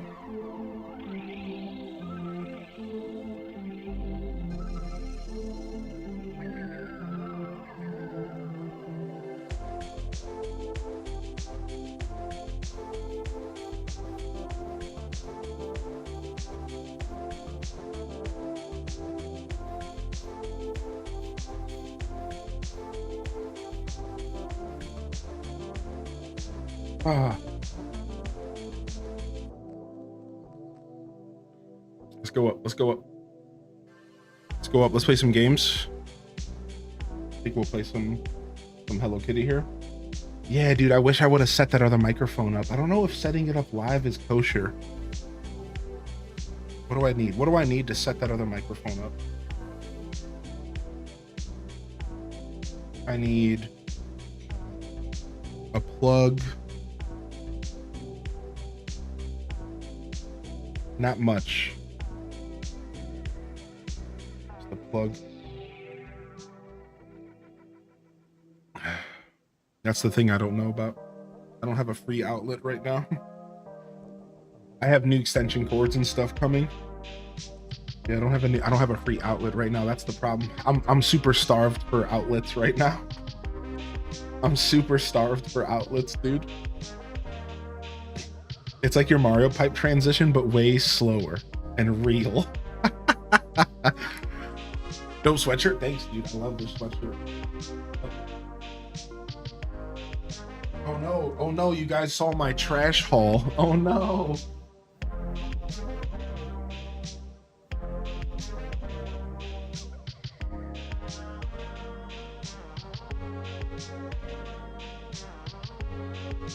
Listen, all that's going out, okay? Many thanks for setting up the YouTube channel. Yeah, no problem, dude. Thanks for hanging out, YouTube lurkers. We appreciate you, dude. Trash haul. Yeah, no, my haul of trash. That's where I put all the trash. Oh, I did some cleaning last night. I got all the cardboard boxed up except for these boxes over here.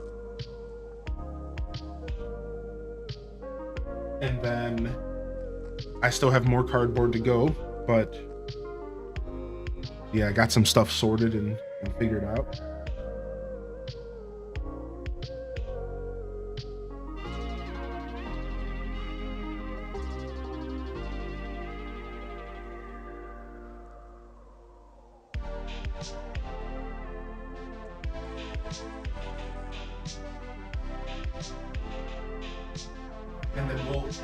And then we'll fix our portal to another dimension for tomorrow's stream.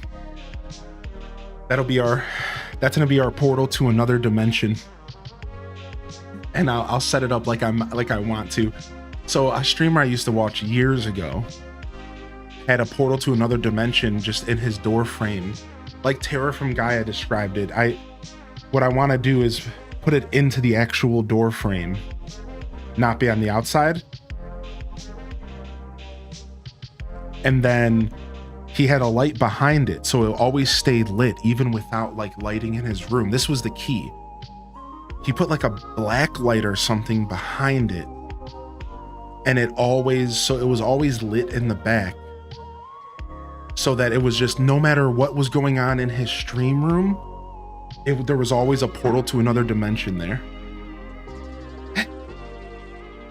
And it was so sick. It was so sick. So when I moved in here, I was like, ooh, I'm gonna do that with the chat. And I wanted to do it last night for today's stream, and I was so tired, dude. I had to go back to the old house again. I was doing work there. I was so tired. I just went to sleep when I got back. So yeah, we'll set it up. We'll set it up tonight. I got a couple hours tonight to chill. Portal to the nether. Yeah.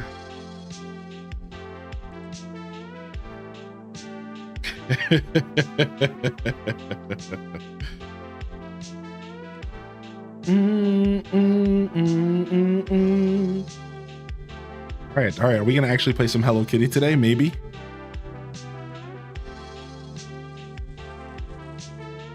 All right, we have to fix our game scene. Let's go.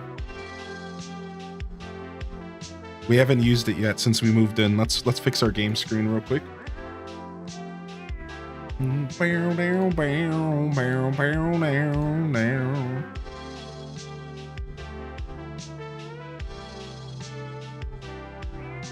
Actually, hold on. Is the box cam gonna be good here? Where's box cam at? Oh, actually, box cam's kind of fire here.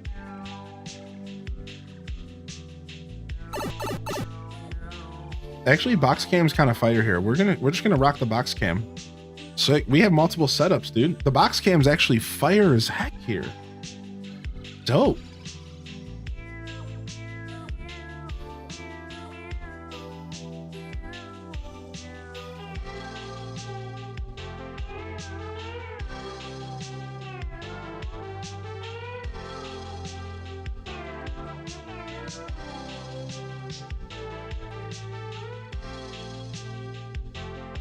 Okay. Cool.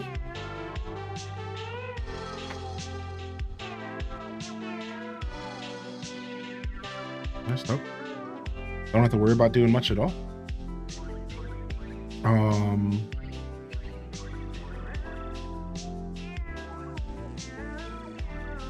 right, sick. I've had this box cam set up for a long time, but I stopped using it because I stopped taking away my green screen. So this box cam was made for when I wanted to do non-green screen streams. And then I just stopped using it. I just stopped using it because I stopped doing non-green screen streams. A little smaller than usual. Yeah, I kind of like it a little smaller. It probably could be a little bigger.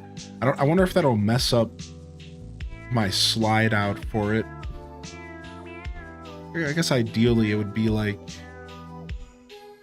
maybe like that, and then like that, maybe a little lower.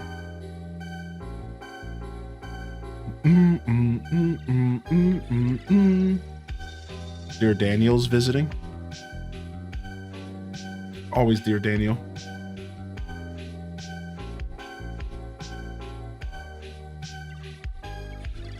So did I log in last time with the pedals update? So is it the end of the pedals update? I don't remember what the last update I logged in for was.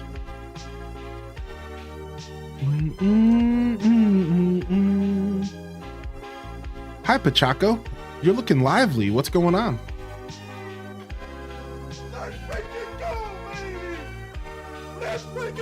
That's one thing about this game. I hate logging in with all this text and stuff.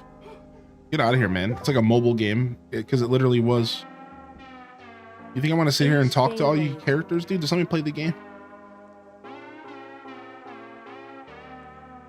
Thank you. Yo, what's up, Ara? Thank you for 2 years. Yo, loving the chat. Thank you, dude. Thank you so much, man. Are you going for full green screen? So nothing's set up. Nothing is permanent right now.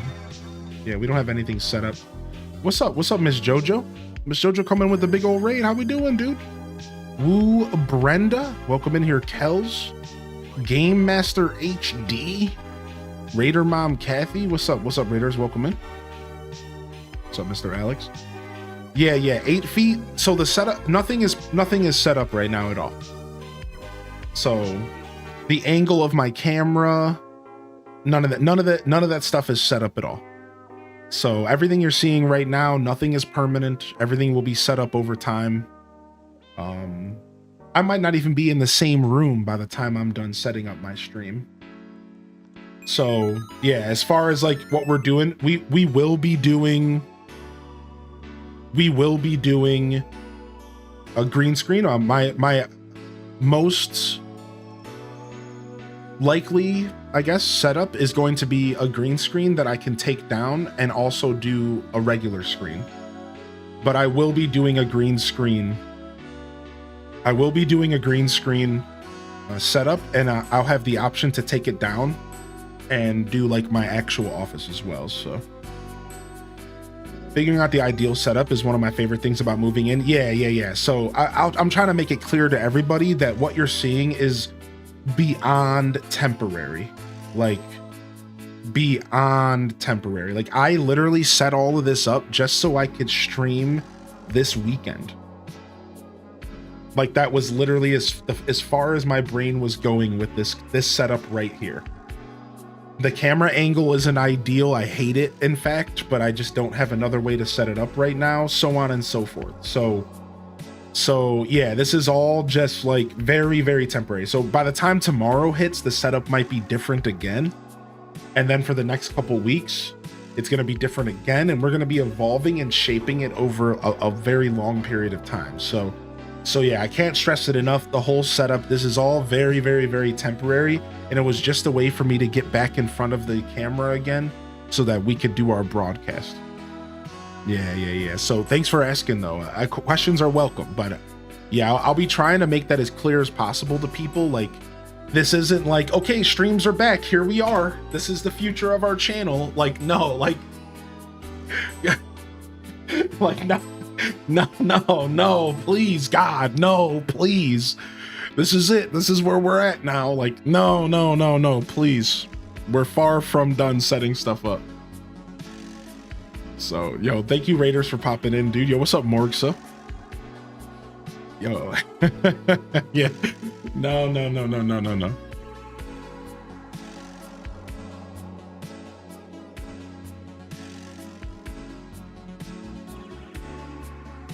Gotta tighten up my microphone a little bit. All right, sick. Been following this community for so long, it feels like family. I'm happy to be a part of your progress over the years. Oh, thank you, Olive Garden. I appreciate you, homie. Thank you very much. I hope you're doing well today. Okay, Mike's not falling anymore. This feels good. This feels like I can game here with this. So I'm struggling finding I haven't tried to game with this setup yet, and I'm struggling to find a setup to play the game and not have the microphone in my face, but also have the camera. Yeah. Speaking of not ideal setups here, I guess I didn't consider gaming. Okay, this should work. Are you ready for April 2nd? You know I am, baby. We did our first 24-hour stream. Dude, holy heck. I'm sure you're exhausted, but you hit a point to where it doesn't even feel real anymore. So I'm sure you're at that point where nothing is real and you could stay up for another 2 hours. I hope you had a great show. Thank you so much for popping in here. Congratulations on your first 24-hour stream, dude. All right. Are you still slowly falling on me? Thank you. Chill, Mike. What's April 2nd? The Nintendo Switch 2 Direct, where they tell us everything we want to know about the Nintendo Switch 2. And hopefully surprise us with a couple things as well. Yo, what's up, Ella? I love new furniture. What's going on here? I should probably read this stuff, but I'll just skim through it and let the... My sweet piano. Oh, so she might have finally showed up. Okay. What's up, 16-bit Gambit? What monitors do you run? Just trash. Just trash 1080p monitors, 60 hertz. Just trash Samsung stuff. I don't have a big need for, 120 megahertz, 240 refresh rates, 14,000 4K-ness, Excalibur. I'm not really that guy. I just got 3 monitors. They're all just trash 1080p, 60 hertz. Just doo-doo. I literally bought them on sale for $100.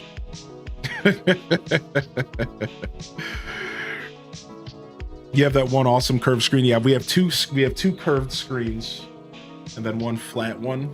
Yeah, nothing particular. Not a very particular guy when it comes to tech stuff. Break this arm, it's just stretching a little too far out. All right, here's what I'll do. Got this.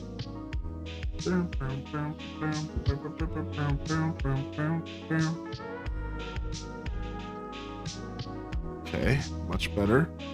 Then I'll pull the microphone out a little bit.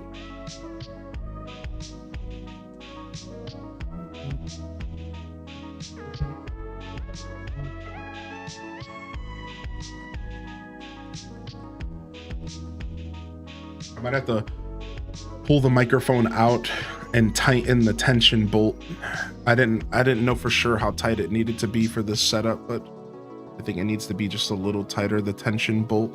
Okay, that's not bad. All right, we're gonna stop touching it.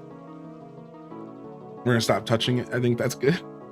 Hopefully it's not slowly sinking. It is. You son of a B word. Okay. There we go. It's probably just gonna slowly sink on me all stream. That's fine.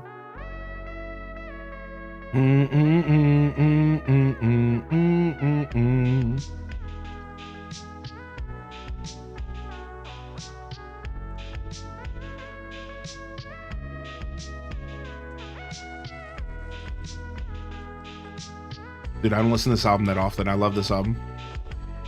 It's got some beats for sure.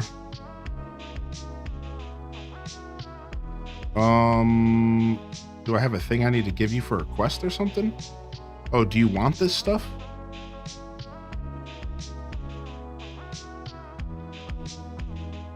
She wants to give me an island bouquet, but I have too many of them. Oh, well.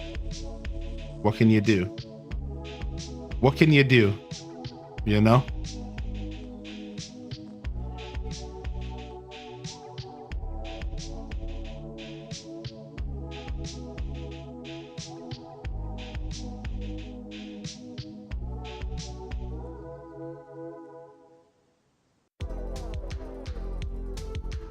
Okay. Oh, she had a quest for me.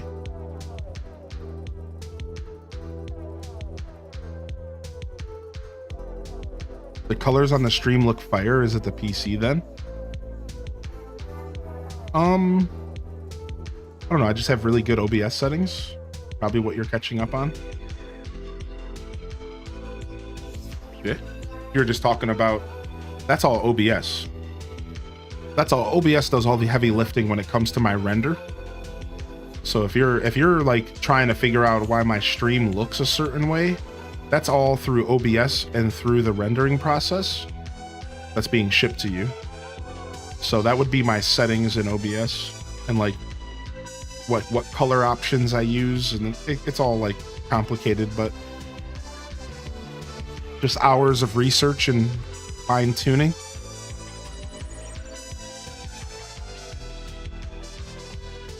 At least I think so. Pretty sure that's all OBS stuff.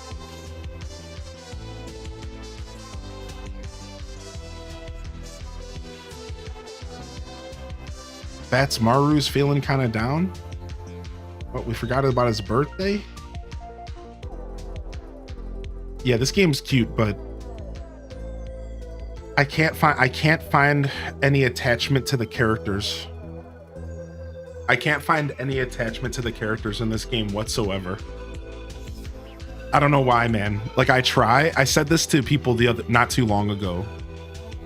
Like, while I play this game, the whole time I'm thinking to myself, I just wish this was Animal Crossing. So like, I hadn't played it in a while, and as soon as I picked it up, I'm sitting here like, actually, I just don't really have a drive to play this game. It's cute, man. This is a fun game, dude. It's totally rad game. They did a really good job with this game. Just can't be bothered.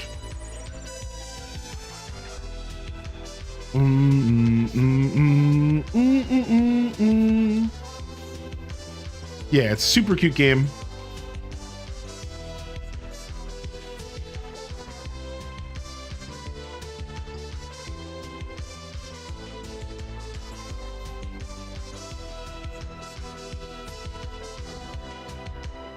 Like, I just skipped through all the dialogue and stuff. I'm sure I'm not the only one. Like, I just skipped through all the dialogue and stuff and just play the game. The character, I can't be bothered with the characters. I can't be bothered with the stories and stuff. Oh, Bats Maru's feeling real bad about their birthday. Like, shut up, Bats Maru. I don't care, homie. What's up, Man's the King? Like, I don't care, man. I don't even know who you are. Who are you, dude?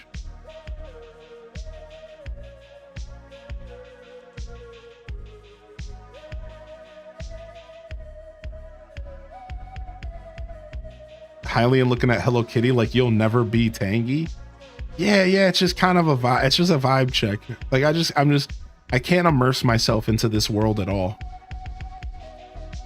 Like, I tried at first, and I'm just like, yeah, I'm not really, I can't really immerse myself into this space. I don't know what it is, but the gameplay loop is fun. This game's fun to play. So that's really all that matters. That's why I keep coming back to it. Because, like, it is fun to run around and craft and expand the characters and level them up and get all the new features and stuff that the characters offer. But I caught on to those vibes real fast, like really fast. I was like into playing this game. That's why you didn't see a ton of it on the channel after that first 2 weeks. Cause like in the back of my mind, I was like, yeah, I'm not really finding myself too immersed in this game. Just want it in the AC world. Yeah, the AC world's just familiar. It's not even that the Animal Crossing world's better or worse. It's just familiar and it's nostalgic, and that's just the world that I prefer to be in, you know? I'm sure for people who love Hello Kitty, this game is just amazing. Like, if you are even remotely a Hello Kitty fan, it is probably just amazing, dude. Yeah, what's up, Paris?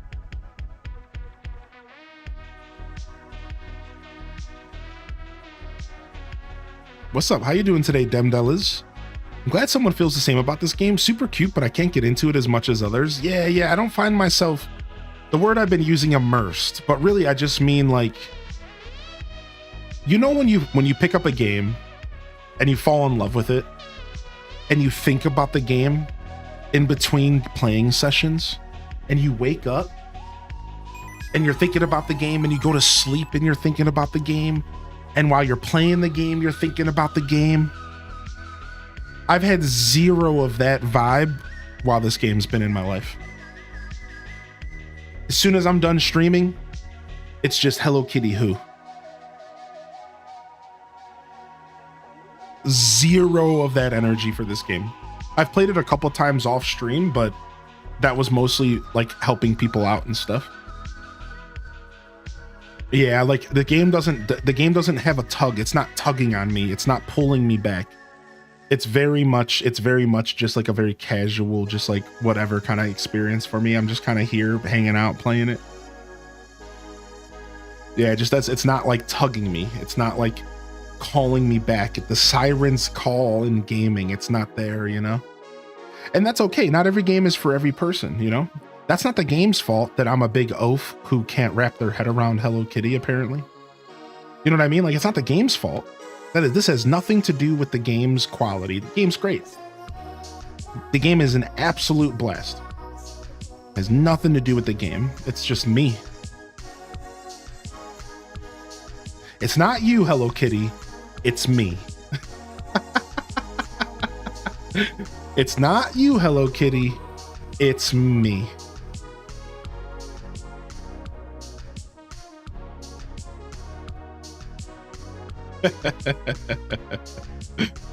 You know? All right, we got to go follow Hengi Odan. Let's go to Hengi Odan. I know what you mean. I've gotten just about every main game on Switch, and I just want to go back and play Mario Galaxy and Madden on Wii. Dude, that's crazy. What a call out. Madden on Wii. What a call out, dude. What a legend. Yeah, hope you're doing well, Thrasher. Yeah, just some goofy junky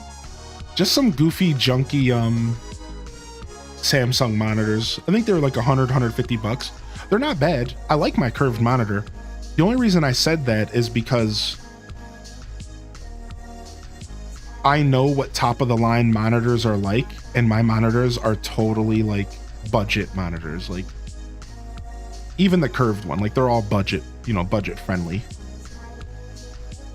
Like the technology's probably 10, 15 years old in these bad boys. Heck, one of them doesn't even have a display port. One of my monitors only has an HDMI port in the back and a DVI. Think about that for a second. Like what is this, 1942? What do you mean you don't have a display port? What? At that point, it's a TV, I guess.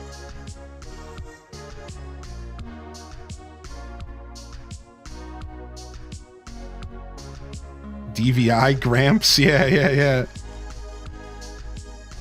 It's very old monitor. Yeah, my monitors are budget extreme. But you know, that's how I like it. I'm not a particular guy. I will tell you though, my computer hates that one of my monitors are HDMI and the other two are DVI. It makes my graphics card not fun. Ideally, you want to have the same monitors. The problem with that is that would require a pretty big purchase. That's like the problem with that, is that that's like a massive purchase. To buy two of the same monitor at once, you could be spending $500. So like I never committed to the vibe of buying 2 monitors at once. I always just bought them separately, like over the years. So the next time I buy monitors, that's what I'm gonna do. I'm gonna save up enough money and I'm gonna buy 2 identical monitors so my graphics card stops screaming at me. That's like that's the power play.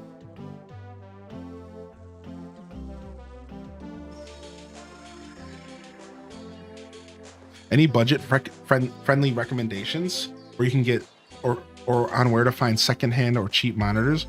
Truthfully, I just wait until November and I buy them during Black Friday.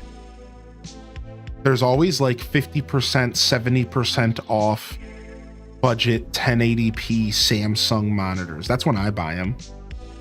I'm not sure what your budget is, but like the monitors that I have in front of me are literally $100. So like if your budget's like $100, I could probably recommend you the monitors that I have because they're just that cheap. Yeah, they're like $100. Yo, what's up, Tweediculous, man? Best Buy has open box deals. How was your first night in your new home? It was good. My brain had to adjust to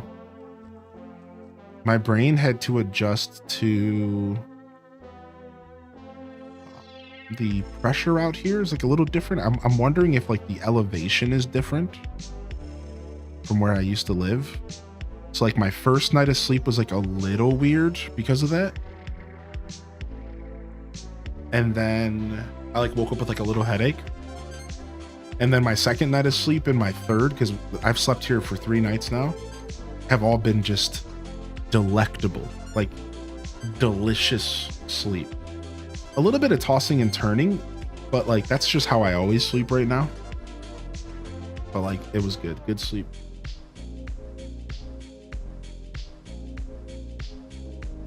My budget's in the gutter right now. Yeah. I usually wait to buy my monitors.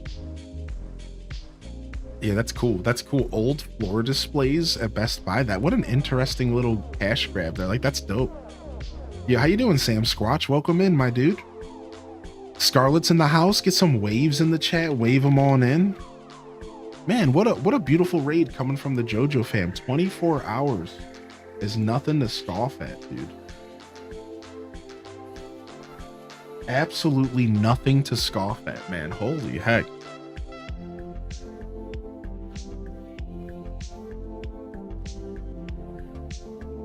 Hello, is anyone out there? See, it's haunted. It's a haunted mailbox, and it's scaring away all my customers. Ugh. He's totally the Dr. Shrunk of this world. Oh, he must have gotten it stuck in the mailbox. Let's help him out. I was making a delivery when the mailbox trapped me inside. Cinnamon Roll got trapped in the mailbox.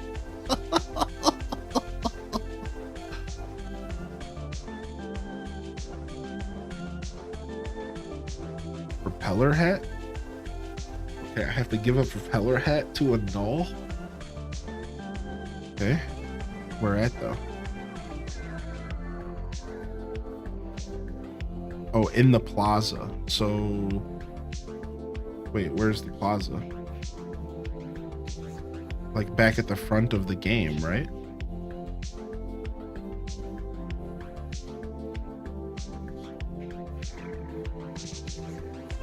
Do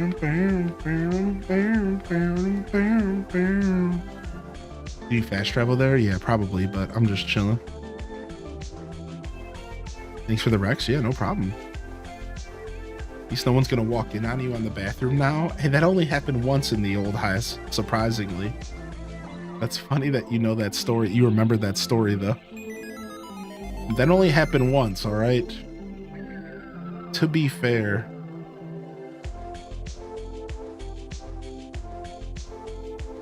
All right, let's give homie a hat. Give hat.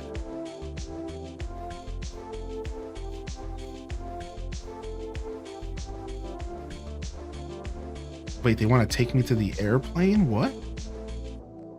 What is this nonsense? Yo, good to see you back in here, Gilwen. Draco Fire, good to see you as well. Yeah, first couple of nights have been good, man.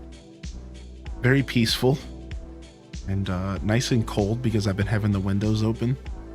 So I'm sure when it starts to warm up, we'll be leaning into that air conditioning life. But I've just had all the windows open, and that's been super, super nice. It's been super, super nice having all the windows open. Wait, why is this image? Oh, because my camera's hidden. I was like, what just happened? Yeah, it's I like walking around with a cool breeze in the house. There's a gift here. There's a key. Grab it. Okay, yeah, we'll grab it in just a second. I just need to stretch my legs real quick. What's up, Earth? How you doing? I didn't expect to ever go back to the train in this game. What's up? I didn't expect to ever go back to the train. I'm not gonna lie. I never expected that. I wasn't expecting that at all. Nintendo. Yeah, I just loved how you had to do the throwing motion on Madden on Wii and it just immersed you for sure. And well, Mario Galaxy is goated. Mario Galaxy is goated, dude. Thank you, Thrasher, for the biddies, homie. Thank you so much, dude. I don't feel attached to the characters. I just go through the motions. Something to play, collecting stuff. Yeah. How does this game compare to Animal Crossing and how would you rate it? All right, Krusty Chips, we can answer that question here. So, and then we'll get back to the game. So, first off, this game is closer to Disney Dreamlight Valley than Animal Crossing. We're talking about Hello Kitty. Closer to Disney Dreamlight Valley than Animal Crossing. All right. In my humble little opinion. So, if you haven't played Disney Dreamlight Valley, so I'm just kind of leading you to another question, then what you need to know are the differences are like quest and characters level up. So imagine Animal Crossing if the characters leveled up and had their own quest lines and rewards. Okay? So more direction than Animal Crossing by a lot. So you still have a lot of freedom, but a lot more direction and quest. All right? Good morning, Hylian and chat. Are you getting more comfortable streaming from the new place? I wanted to say I went to an anime convention called Anime Detour. Okay. My husband and I had a great time going to all the unhinged panels. Love you all and stay awesome. Stay wiggle. Aw. Stay wiggle. No, thank you for 11, Quelth, and congrats. I hope you had a good time at the convention. If you took any pictures, share them in the Discord, and we'll be checking out some Discord stuff this upcoming week. And much love to you as well. I'm getting comfortable streaming in the new space. Yeah, truthfully, I'm growing as a creator, and I'm learning how to adapt and lean into whatever I need to lean into. A couple years ago, this would have all thrown me off so much that I would have been uncomfortable being here. But now I've really grown, and I'm so proud to be able to say this. I've grown as a creator. I can stream wherever. I'm at a point in my stream journey where you give me a phone and a good internet connection, and I'll sit there and I'll stream. And I didn't realize I hit that point until we just moved. So for those that are just tuning in, I just moved, and that's why they're asking that question. So to be honest, I'm adapting very well. I feel very comfortable with what I'm doing, even though everything around me is not anywhere near where I want it to be. You know, I'm like even a little defensive about it because I was so proud of my old setup that when people come into my stream and they see all of this, and I'm almost like a little defensive about it. And that's probably the only bit of uncomfortability that's there. Is I'm like a little defensive, like, no, this isn't the permanent setup, dude. Like, please. Like, no, like we're temporary. But like, other than that, dude, we're cruising. We are cruising, dude. So thank you so much for asking. Thank you for asking. And things are good. I'm feeling real good. And to go back to that question for Krusty Chips, thank you again, Krusty, for popping in, man. Thanks for sticking with us, dude. So when I compare this game to Animal Crossing, I want to say the big differences are quest and guidance. So if you are a gamer who likes some quest, who likes some guidance, these are the games. This Hello Kitty, there, let's go back to the game screen. Hello Kitty and Disney Dreamlight Valley are better because there's more direction and there's less freedom, and that freedom can sometimes turn into anxiety for some gamers, right? They don't know what to do. What do I do? What do I do next? What do I do next? Kind of vibes, right?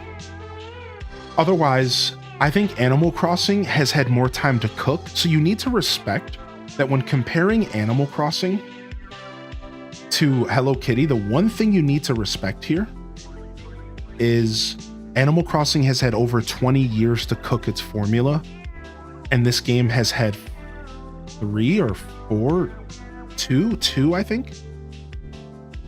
Right? So keep that in mind, that AC's formula is really clean. And you're not going to maybe get that same feeling of like stability. Like you can feel that this game is new and trying to capitalize on a certain style, and it's really well put together, but you're never going to compare to a game that's cooked for 20 years, right? I just want to make that clear in my humble opinion. Does that mean this game's bad? No. I just think when you're comparing them, you should identify the difference in what you're comparing. Now that I got that out of the way, the final thing you're probably looking for, and I probably could have said this first, sorry to make you wait, but I'd say that this game is right up there with AC. It's actually really well put together. Animal Crossing is a different experience in a lot of ways, but there's a ton of similarities. Freedom, there is still that freedom there. Hello Kitty does exploration better than Animal Crossing, and this game's focused on exploring a big space, and multiplayer is actually a little cooler. Hello Kitty's multiplayer is actually sick. Like, it's actually really well done. So the multiplayer is a bit better. The exploration is a bit better in Hello Kitty. And I guess the characters and the dialogue has moments where it feels a little better than AC. But not always. I think AC still has some good vibes as well. Like, I think sometimes AC does its thing really well, but I've noticed Hello Kitty has moments where you're like, wow, I wish Animal Crossing, had maybe this in depth of dialogue, but like sometimes. So it depends. It's a very hit or miss thing. And that's pretty much all I have to say. So I'll cut it there. So if you have any other questions, feel free to ask. If you're an Animal Crossing fan, will you like Hello Kitty Island Adventure? Probably. But because of the quest system and dailies, they're trying to get you to log in every day, and weeklies and all this little stuff. It does have a bit more of a pressured feel and more of a guidance. It feels more like a regular video game, whereas Animal Crossing doesn't really feel like a video game after you get out of that first 2 weeks. You're kind of just logging in and living your life, and it's like kind of a different vibe. I think there's some Animal Crossers out there that would actually not like Hello Kitty because of what I just said. They would pick up Hello Kitty and then they would be overwhelmed by dailies and weeklies and quests. And it's like, whoa, wait a second. When I play AC, it's chill. You're not pressured to do anything. And I think some Animal Crossing players are gonna not like that, right? So that's kind of the differences in the vibe, right? So, but again, you probably like this game if you like Animal Crossing, probably, right? It's got some good energy to it. So yeah, cute game for sure. If I give this game a rating, I forgot about that last question. That's hard for me to say, but I'd give this game a solid 8, 7, between 7 and 8. Solid, well put together game. My scale's pretty rigid. New Horizons is probably an 8.59, 8.5. Just to give you point of reference. I'd say New Horizons is probably like an 8.5 for me. I'm a big Animal Crossing fan. I'm a little biased. This game's probably between 7 and 8 for me. but I'm not a Hello Kitty fan. So again, I'm a little biased. What's up, Kitty Bobblehead? How you doing, Hell the person? Yeah. Dude, I didn't expect to come back to the train. This is such an interesting thing. Or not the train, the airplane. I wasn't expecting to come back to the airplane. This is so weird. So we crashed. The plane. Oh, frick. Oh, I'm missing stuff. Okay, we still got it. Oh yeah, we can do this. Oh.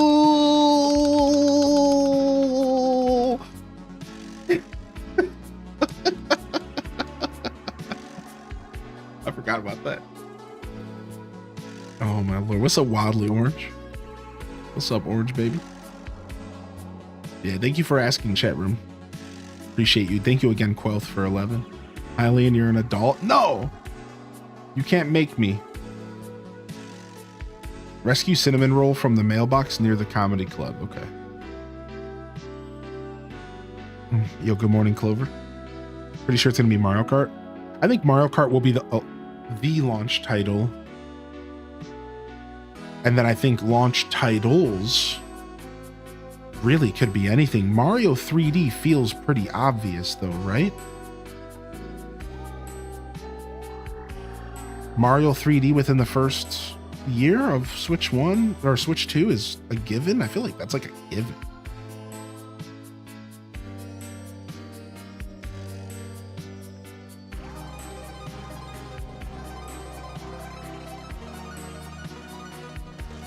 But you never know, man. You absolutely never know with Nintendo.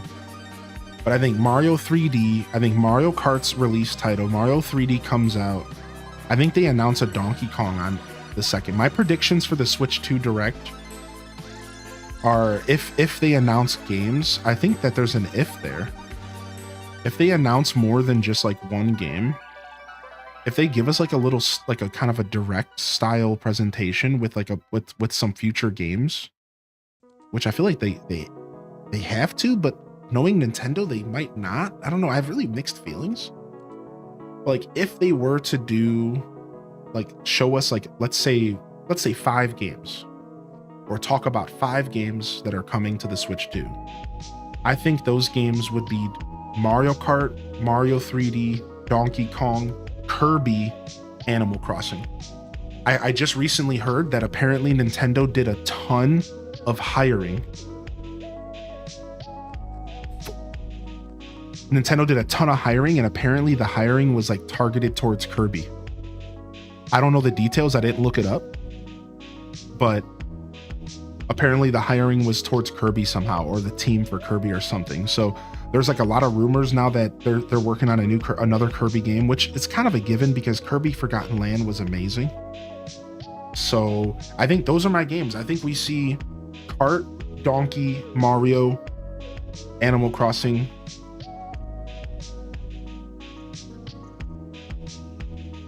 You know, I don't know. I think it's too soon for anything else. I think it's too soon for anything else, right? It's too soon for Pikmin. It's too soon for Zelda unless they announce a remake. I guess Zelda could be there. Again, we're talking about Switch 2 predictions for Wednesday. I guess Zelda in remake could be there, remake form, some kind of remake remaster. But it's like, what are they? A lot of the major titles, you know, it's a little too soon for some of them. So like, if you take out the stuff that's already had titles like very recently, really what's left is Kart, Donkey, Mario 3D, Animal Crossing. Splatoon's too soon as well, right? Maybe Zelda remaster. They've been doing about a Zelda a year. So I could see a Zelda coming out this year. That's a remake remaster around September. Right? Like what else? Maybe a Luigi's Mansion. That's a call out right there. Maybe Luigi's Mansion shows up again. It's been a long time. That's a good call out. Dazabon says he went back to the presentation for the Switch 1 that happened a couple months before launch. I was surprised how many new games they announced for throughout the year. So you think they're going to announce a lot of new games? I think they have to. I think they're going to do a montage. Well, maybe not a montage. I think it's going to be presented like a direct, chat. I think it's going to be presented like a direct. I think they're going to literally they're going to start off by instantly explaining the device's features. Right out the gate, they're going to be like, this is how the mouse functionality is going to work. This is what the C button's going to do. These are some of the specs, but they don't normally talk about the specs. You have to go to a website after that. Then they're going to go, now take a look at some of the games coming forward. And they're going to be like 5 game trailers back to back. Then maybe go back and talk about the Switch 2 again and hit us with one more secret feature. And then talk about how that secret feature is going to be attached to a new game specifically. And then they're going to announce Switch 1, 2, 3 or whatever, the party game that comes with every new console. And it'll really incorporate one of these features. And then they'll end on a banger. Right? So Switch 2, games, funky feature, Switch 1, 2 party game, end on a banger, done. That's like the direct flow, I think. I don't know. Mario Kart, Mario, Zelda, something new to show off the features and a tease for AC. I think we'll see some big third-party announcement hitters. Oh, I didn't even think about that. And there's going to be a ton of third-party announcements. A ton. I think third party is the biggest focus of the Switch 2. I think that's one of the biggest selling points that they're going for with the Switch 2 is they're going to be going for third party. They're going to be like, yo, Final Fantasy VII Remake, Switch 2. Red Dead Redemption 2, Switch 2.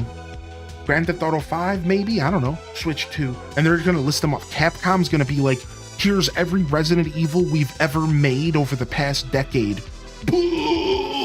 Resident Evil 2 remake, Resident Evil 3 remake, Resident Evil 4 remake. Oh, Capcom's gonna pop off. Capcom is gonna go nuts on this console. Promise you, there's a whole dedicated slide to Resident Evil. I would be so shocked if we don't see a whole dedicated 3 to 5 minutes to just Capcom stuff. Resident Evil being the main. That's such a call out, I'm telling you, because the Capcom and Nintendo go together like lime and tuna fish. Like, that's just what it is. That's what you do. I don't know, dude. I wonder if they're gonna end on a game. And what game do you think they end on? They end on Mario. Do they end on Mario 3D? Dazabon says Animal Crossing. I think they end on Mario 3D. Unfortunately, I don't think they end on AC, but I see why you say that because it's time for Animal Crossing. But I still think they end on Mario 3D because Mario 3D is just too hype. It's just too hype. It's just way too hype, right? The Switch ended on Final Breath of the Wild trailer. They ended on Zelda, huh? Here's the thing, they might not have to end on Mario because they could start with Mario. That's the other thing I'm thinking. Remember, they could literally like start with Mario. Like the first game they show to make sure everyone's attention is locked in could be 3D Mario. So there's multiple ways they can structure this. You know what I mean? Like they could be like Mario's in the early. I think Switch 2 ends with Metroid Prime 4 releasing the same day as the Switch 2. What an interesting take. So then they would probably announce a Switch 2 edition as well. I think Metroid Prime 4 is going to be the first game with the Switch 2 edition that's new. But then I think they're going to do a remaster of Breath of the Wild, and that's going to be a Switch 2 edition. And that's the only Switch 2 editions we're going to get for a little while. That's my prediction on Switch 2 editions. It's going to be Breath of the Wild 4K Switch 2 edition, probably in the Direct. And then maybe, like Dazza said, Metroid Prime 4 becomes the first new game to be a Switch 2 edition as well as Switch 1. Because I've been calling out Metroid Prime 4 having a Switch 2 edition for freaking 2 years now. I've been calling it out. Metroid Prime 4 is going to be the multi-generational game, and they're going to use it to show graphics off. That's one of my theories. They're going to show it comparatively and be like, this is what it looks like on the Switch 2.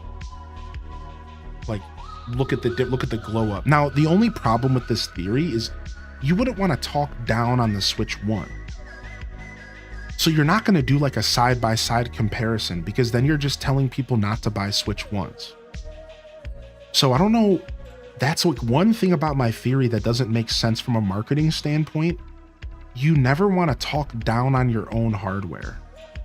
So I don't know if Metroid Prime 4 is going to be compared visually during the Direct, because they're not going to want to talk down on the Switch 1's capabilities. They just want to talk up the Switch 2's. And you want to know how you do that? Breath of the Wild. Because Breath of the Wild's old. So when you show a game that's 7 years old looking amazing on the Switch 2, everyone goes, oh, that makes sense. It's a 7-year-old game. People don't necessarily process that the Switch is still the same Switch. So they would look at Breath of the Wild and go, wowie zowie. So my theory is that Metroid Prime 4 is probably not going to be compared, even though like it could, but like I really don't see them doing that, because they're not going to want to like make the Switch 1 look bad. Breath of the Wild being upgraded does not do that. Right? I think Breath of the Wild being upgraded, you just show it and you in 4K and people go nuts over it. Right? And like, I think that's how you really cleanly show the Switch 2's capabilities. And one of the things that make me say this is, for those that didn't hear about it, this Breath of the Wild was rumored to be used as a tool to show developers the capabilities of the Switch 2. Just a rumor, but there was a rumor where Breath of the Wild was used, like they made a build of Breath of the Wild that was like super fancy to show developers the power of the Switch 2. So it makes you wonder, did they take that a step further? Right? And not only did they make it a little demo for developers, but what if they just made a whole game? Right? So there's some theories there. There's some room to talk and theorize, share our ideas. It's tricky, but you can do it. Exactly, Alligator. And I'm confident that they're going to do that somehow. Right. I'm confident.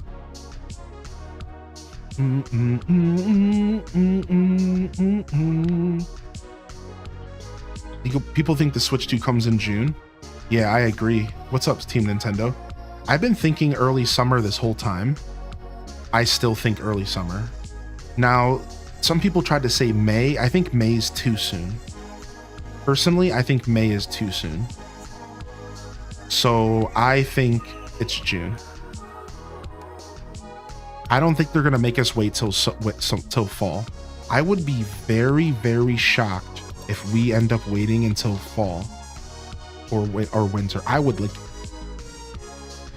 I honestly would be shocked. I don't think they can wait that long, especially because everything they announced was for 2026. Like, especially after, dude, you know what? I'm gonna actually make a hot take here. After watching the Switch 1 Direct, pause, I am now convinced, pause, Switch 2 June, July, period. Because they didn't even announce anything even worthy of most gamers' times this year. Are you kidding me? Every single thing they announced at the Switch 1 Direct was all for fall and winter and for 2026. There was like a single game that they announced that was like June, and it was Tamagotchi connection. So now that we got the Switch 1 Direct, I'm even more convinced we're getting it in June or July. Because they're not selling us anything. There's not a single game being sold to us this whole summer, basically. Unless you're a Story of Seasons fan, or you really love Tamagotchi, like, what are you gonna play? What are you gonna be buying on the Switch 2? Right? Like, so now I feel pretty confident. June or July. Are you going live the usual time Wednesday morning? Yes. Would you buy the Switch 2 on a release? All right, so as a gamer, I'm not usually an early adopter. And I wait for games that I want. Even the Switch 2 with Breath of the Wild on release, I did not buy it until a year after it came out. And I might be the biggest Zelda fan that you know. I waited a year, then I committed. I think as a gamer, you wait. I think as a streamer, I'm going to be buying it day one. But now, do you understand the difference there? Of course I buy it day one. I'm a streamer and I have things to do in a job, right? That involves the Switch a lot and playing new games that come out. But I think as a gamer, you go ahead and wait a little bit. You take your time. You don't deal with the craziness of the first batch. This way you don't have to early adopt and get some kind of weird faulty hardware. Sometimes it's good faulty, sometimes it's bad. Just wait. Second batch comes out around fall, Christmas. It'll be easy to get it. That's my take on it. I think you wait. You get the Switch 2 when you hear a game that makes you want to buy a Switch 2, because they've made it clear that they're going to keep supporting the Switch 1 for a while. So you don't have to stress. If you're an indie gamer, you're fine. If you're an indie gamer, if you're a third-party gamer, if you like cozy games, you don't need the Switch 2 until they sell a game to you that you want. And we're talking the big titles, right? We're talking the big stuff. We're talking the Zeldas, the Marios, the Kirbys. If one of those games are your thing, if you really love 3D Mario, if you really love Zelda, you just got to wait for them to announce one of those. And then you can start saying, okay, I need that, right? It all comes down to the games. And until we see when or what games are coming out, it'll probably be pretty chill. Easy to get. Yeah, I think second batch, it'll be easy to get. Yeah, second batch. I think on release, it'll suck, but I think by the time, so like, this is all in theory. So in theory, if Nintendo releases the Switch in June or July, all right, pause. Then by the time the second batch comes out in fall/winter, it'll be easier to get. If you want me to add the word IER at the end of that, sure. But either way, it's going to be way easier to get the second batch. And Nintendo's already planned around everything. First off, Nintendo's talked about the fact that they're ready for this release by producing millions and millions of them. With the chillest stream on right? Twitch. Thank you for the immaculate vibes on a dope Sunday as well as any other day. Yo, thank you so much, number one, for 34, my dude. Thank you very much, man. I appreciate you. Thanks for bringing some good energy in here. So yeah, like, so here's my defenses. So first, it's already been rumored that Nintendo has produced millions more copies of the Switch 2 than they did the Switch 1 on release. And their plan to combat a stock issue, all right, is literally to sell enough consoles that people don't have issues getting their hands on them. Like, that's what they literally said at a shareholder meeting. They said, we are gonna just produce so many Switches that nobody runs out of stock. The second thing that I think is gonna support the Switch 2 not being hard to get your hands on is, or sorry, the second point is people bring up the tariffs. Well, here's the thing. It's already been reported that Nintendo has millions of consoles sitting in warehouses right now in North America, already ready to be sold through North America. So, and we don't have to go into like political talks or whatever. I understand roughly how tariffs work. They're already past that. The systems are already here.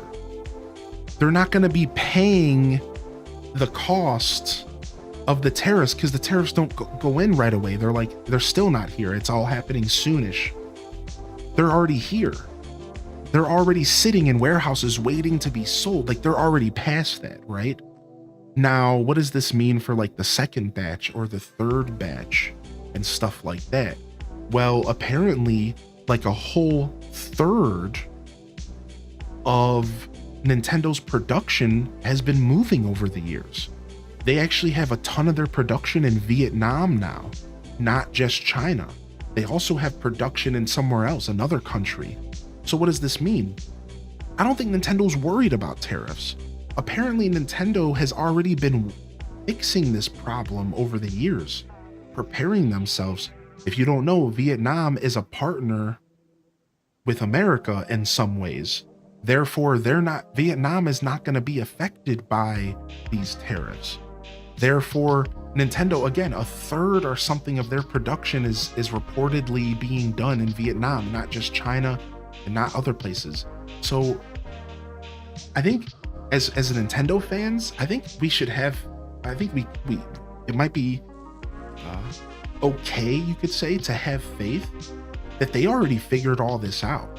From a business perspective, they already figured this out.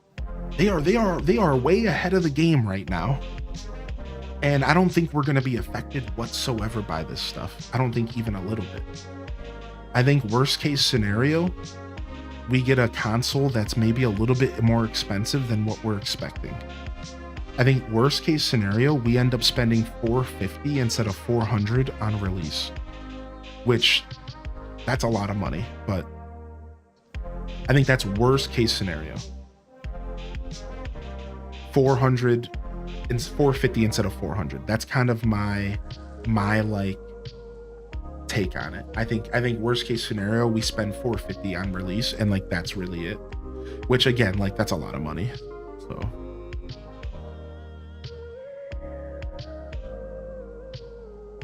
yo, good to have you here, Skeebs. Guess we'll find out. Yeah, we sure will.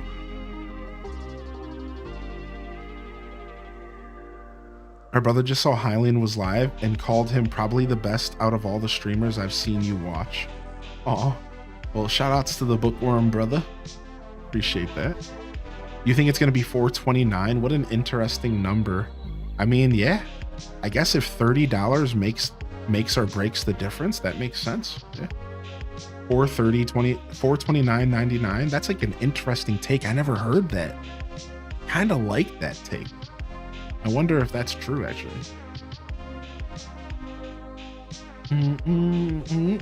Yeah, you're right, XCat. I hear rumors that Nintendo doesn't make any money off their consoles. I don't know if this is true, but from what I've heard over my years is that Sony and Nintendo both don't actually make money on consoles, and consoles are a deficit situation for them. And they sell them at a rate in which they lose money, but then they make their money back off of games software. I don't know if that's true. I have nothing to support this. I haven't done my own research, but I've heard that a lot over the years from like industry experts. So yeah, like to go along with what XCat said, Nintendo, if that's true, Nintendo doesn't plan on making money off of consoles. They don't care. So no matter what, they're always going to just make them affordable and get them into people's hands so that they can sell games to us. That's how they make their money. That's how they make their money. Apparently, again, supposedly. So in all reality, again, I think that's just another point to exactly what I was saying. Like, I don't think we're going to be affected when it comes to Nintendo and the Switch, like really at all. It's all gonna be software. R&D for console creation is the biggest money sink into the product, and it gets figured into its profit making, and that's why it's always considered a loss. Interesting. What's up, Diamond Blade? What's up, Feisty? Thank you, Olive Garden, for the 27, and thank you for taking the time to figure out how to connect your Prime. That actually means the universe to me, Lolive. Thank you so much, Lolive. I hope you're doing well today. I hope you enjoy the YouTube zone if that's where you decide to lurk, but thanks for using your Prime here, seriously. Thank you for taking a little bit out of a multi-billionaire's pocket and throwing it my way. Thank you, dude. Yo, good morning, everyone. We're just yapping today. What's up, Frog? How you doing, Frogophile, by the way? Thank you, Cozy, for answering those questions. Thank you for answering those questions, Cozy. And Saidi as well. All right, let's change up the jams real quick. Go back to Lo-Fi Leah this morning. Chill out here for a minute. 70 hurts my soul. Yeah, it hurts all of our souls. Obviously, there's more to business, but that's how those statements are justified to the public. Hope you're doing well. I'm doing very well, man. Yeah, we're just yapping. We're all getting excited about the Switch 2, so we're theorizing what's going to happen with the Switch 2 and how it's all going to work and what games are going to be announced. And we'll probably talk more predictions as we get closer to the date.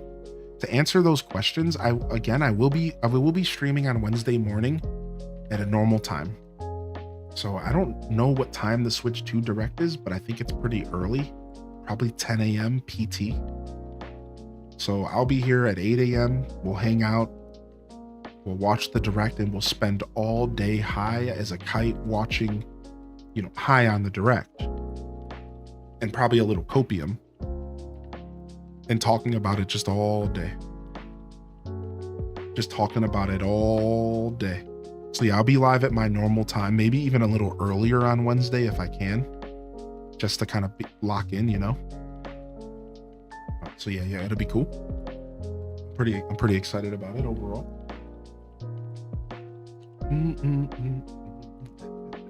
Cozy. Yo, Mods Gamer, thank you for 4 months, homie. Thank you, Mods. Thank you again, Lolive. I know you're out there. Thank you so much. Enjoy your lurk. Mods Gamer, thank you for the 4 months, my dude. Good to see you back in here. Thanks. What's up, Articunos, by the way? My niece and I really love this game. This game is so good for 2 players. If you have somebody to play this game with, I feel like it's even better.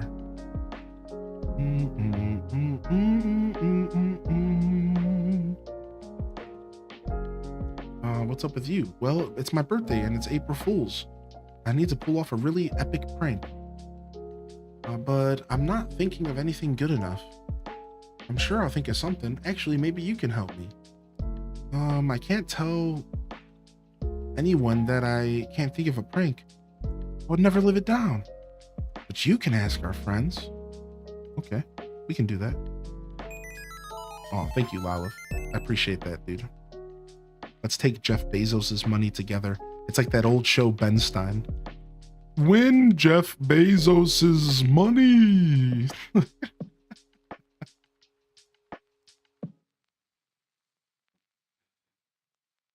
Spooky Secret Part 2 just became available for my PC version. What's up, Blood Raven?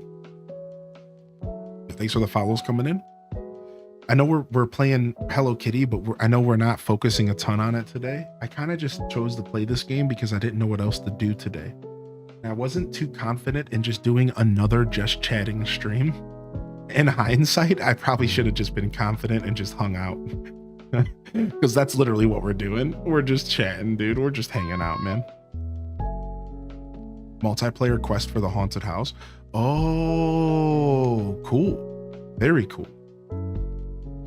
Yeah, we're just chilling, dude. We're just chilling. Today feels like a Monday in that sense. That game show set was the coolest ever. Dude, I love that show. I absolutely love that show.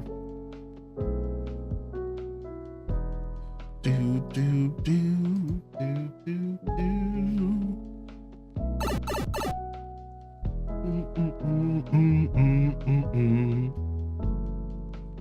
good morning. Yo, XCAT, I appreciate you jumping into the conversation for sure. Yeah, man, I'm excited.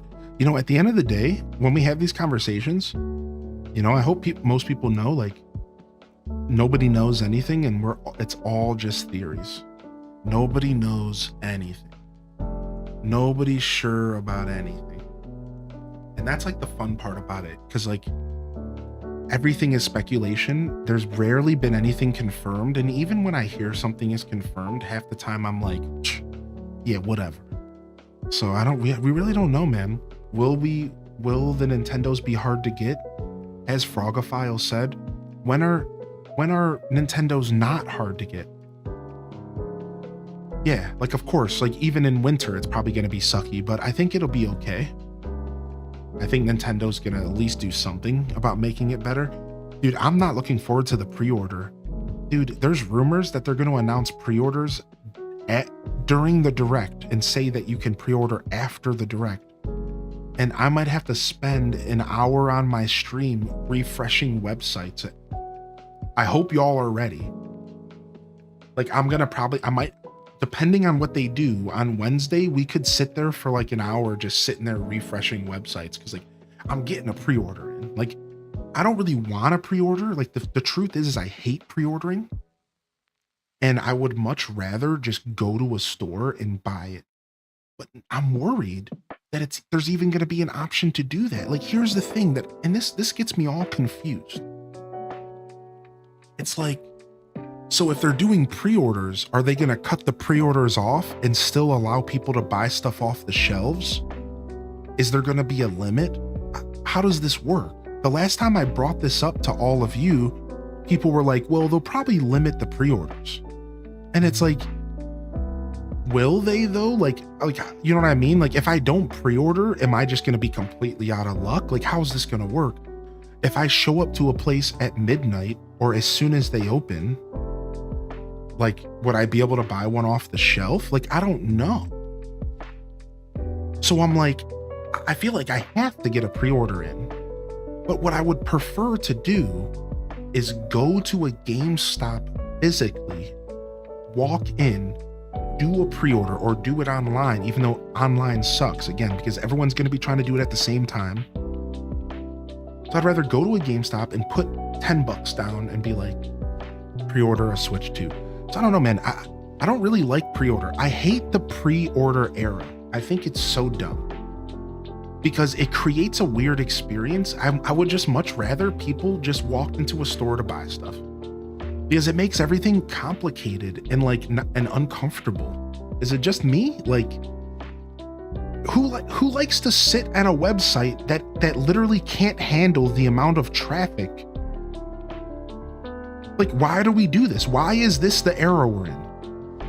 Oh, you have to sit there and refresh a website because there's so much traffic that the website literally crashes, and these are multi-million-dollar companies, in order to get your pre-order in.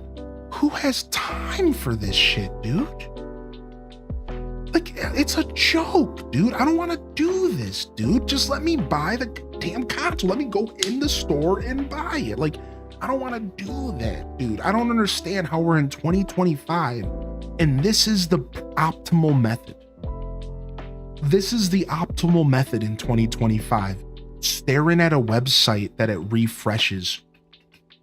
Oh, it's frozen again. Oh, it's frozen again. Oh, like, why is this the optimal method to buy things? It's absolutely terrible, dude. It's so bad, dude. Oh my gosh, the online pre-order lacks the transparency that the stock is available. Exactly. You have no idea. How many people here have pre-ordered something and then you find out later that it's out of stock? Does that ever happen to you? You get a pre-order and then they email you and they're like, well, it's out of stock, but we'll get it to you the next batch. And you're just like, but I pre-ordered it. Oh, well, it's out of stock. So it's like, that's what I'm worried about with the pre-orders. This is actually my biggest worry as a streamer, is that I'm going to put this pre-order in and then I'm going to get played and they're going to be like, well, we're out of stock. So like, that's why I'm so like, I'm trying to be in person. Like I want to be there in person, buying it, I'm going to go to a midnight release. I'm going to show up at Target at freaking 8 a.m. and camp out in front of their store in a lawn chair. And I'm just going to like sit there and wait, because I feel like that's the best way to make sure you get one of these bad boys. Right? I feel like you just like sit around and wait. Like, I feel like there's no way that the old school tried and true methods of camping out in front of the store isn't going to work, right? I feel like it's gotta still work. Yo, what's up, Highland? How you doing today? How you doing today? Welcome in, Highland. What's up, Pete? Good morning, Pete, and good morning, Exhaustion. Good to see you today, my dude.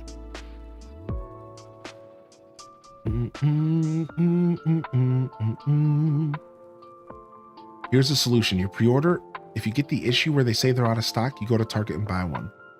And when they post the order finally comes out, you have a gift for your partner. Get out of here, dude. Oh yeah, the solution is spending $1,000 and buying 2 Switches. Oh, thanks. Great. You know what? You want to send me that other $500, Talnov? Because like, then I'll be in. What's up, Talnov? Good morning, my dude. Yo, and good morning, Minty Mont. Just treated myself to some new books plus 2 Point Museum, dude. Dude, I love 2 Point Museum. It looks so good. I haven't played it yet. I really want to play that game. Yo, good morning, Give Me Coffee, and Canadian Dragon. Good morning as well. And what's up, Dem DeLiz? What's up, Dem DeLiz? Welcome back. Yo, good morning, good morning. I would adapt that approach and say you return whichever one comes second. Yeah, no, that's what I plan to do though. Yeah, jokes aside, that's what I plan to do. I'm gonna pre-order, and then I'm also gonna go to the store and just double up. Because honestly, getting 2 isn't the worst in the world, because I could do a giveaway for 1, which I kind of want to do a giveaway for the Switch 2 anyways. I think it would be cool for all of you. Have you tried not being poor? What's up, Minda? Good morning, Minda. How was your second night at the house? It was good, man. I got some good sleep. I also pulled a gold Pokeball in TCG Pocket, so that was dope. That was dope as well.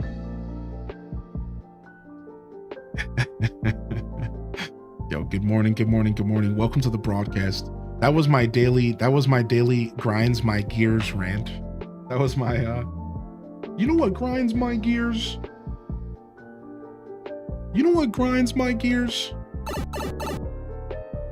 Pre-orders. Freaking pre-orders, man. How did it feel to get 3 stocked in Magic? It felt pretty good. I hadn't played Cardboard Magic in a long time. I've pre-ordered the Assassin's Creed bundle. One of the GameStops closed in my area. They had to transfer stuff to the other store. I called the day that it came out, and they said that it could take 7 to 8 days to transfer to the other store. And I'm like, I'm not waiting for the amount I paid for the game. I was so upset. I still got it the day that it came out because I complained about it, which is unfortunate that you had to do that, you know? That's so unfortunate. What grinds my gears? How far are you into this game? No clue. I'm gonna be honest. I haven't played it in like a week and a half, and we haven't even played it this morning. We've just been running around, farting around. I'm not even gaming right now, I'll be honest.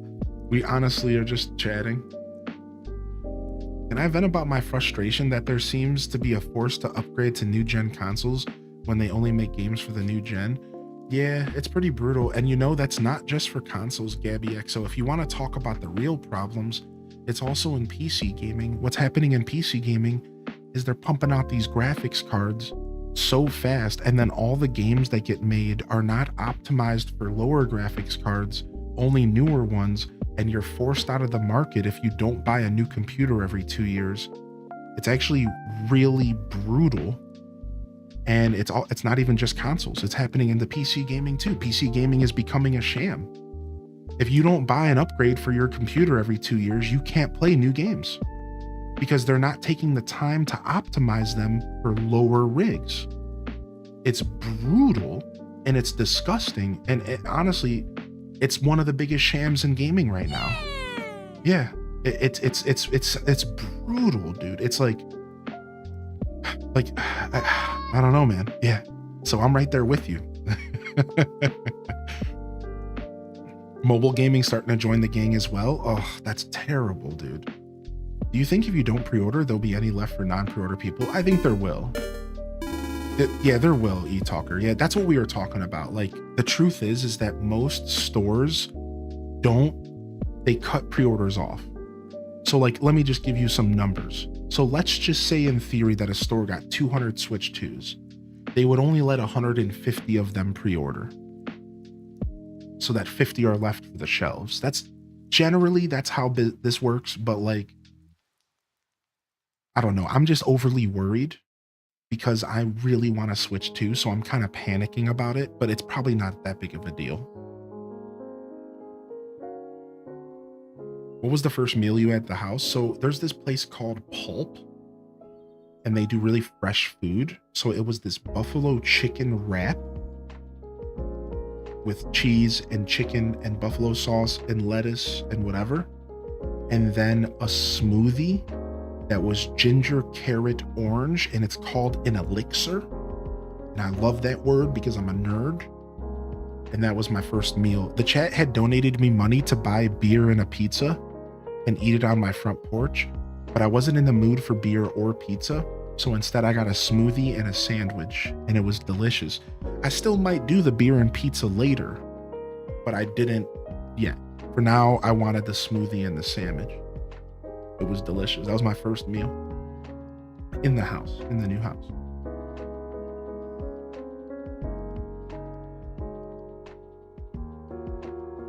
Now I want pizza. Yeah, me too.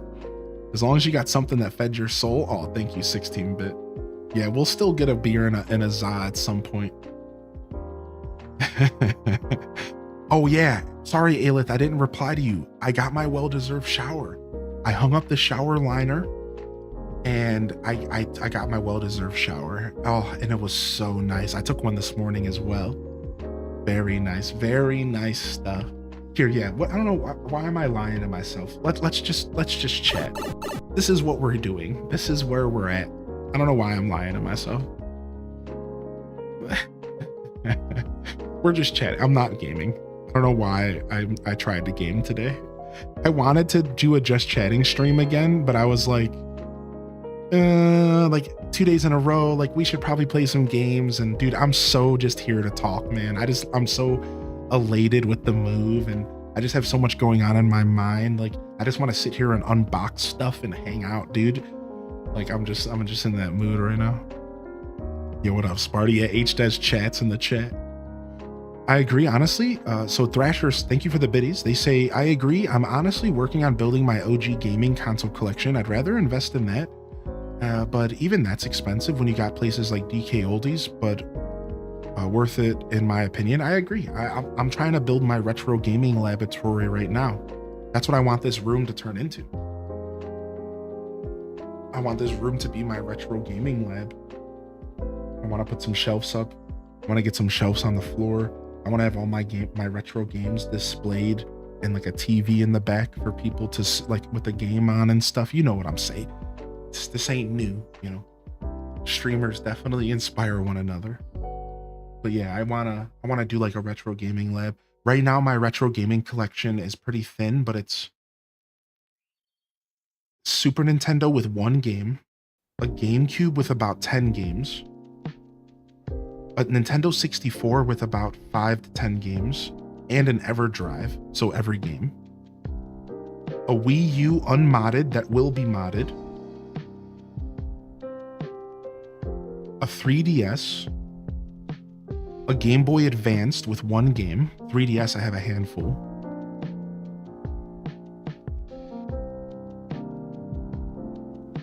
And I think that's it. My Switch, you know, retro, but my Switch. Switch is almost retro, isn't it? Wii U seems like ancient technology. I know, right?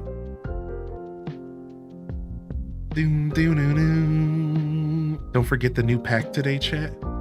Dude, I've been ripping packs. I got lucky. I've been on a luck streak the past 2 days. I'm on a mega luck streak right now. I'm on a mega luck streak right now. I pulled a golden Pokeball, and then this morning I pulled 2 Giratinas. And take a look at this, chat.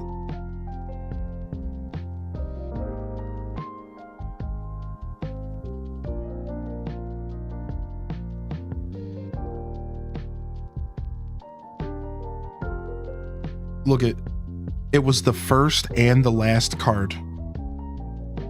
I opened up a pack and the first card was Giratina Immersive and the last card was Giratina Immersive. It was the weirdest, funkiest pack I've ever opened. It was so funky monkey. Yeah, it was sick, dude. That was this morning.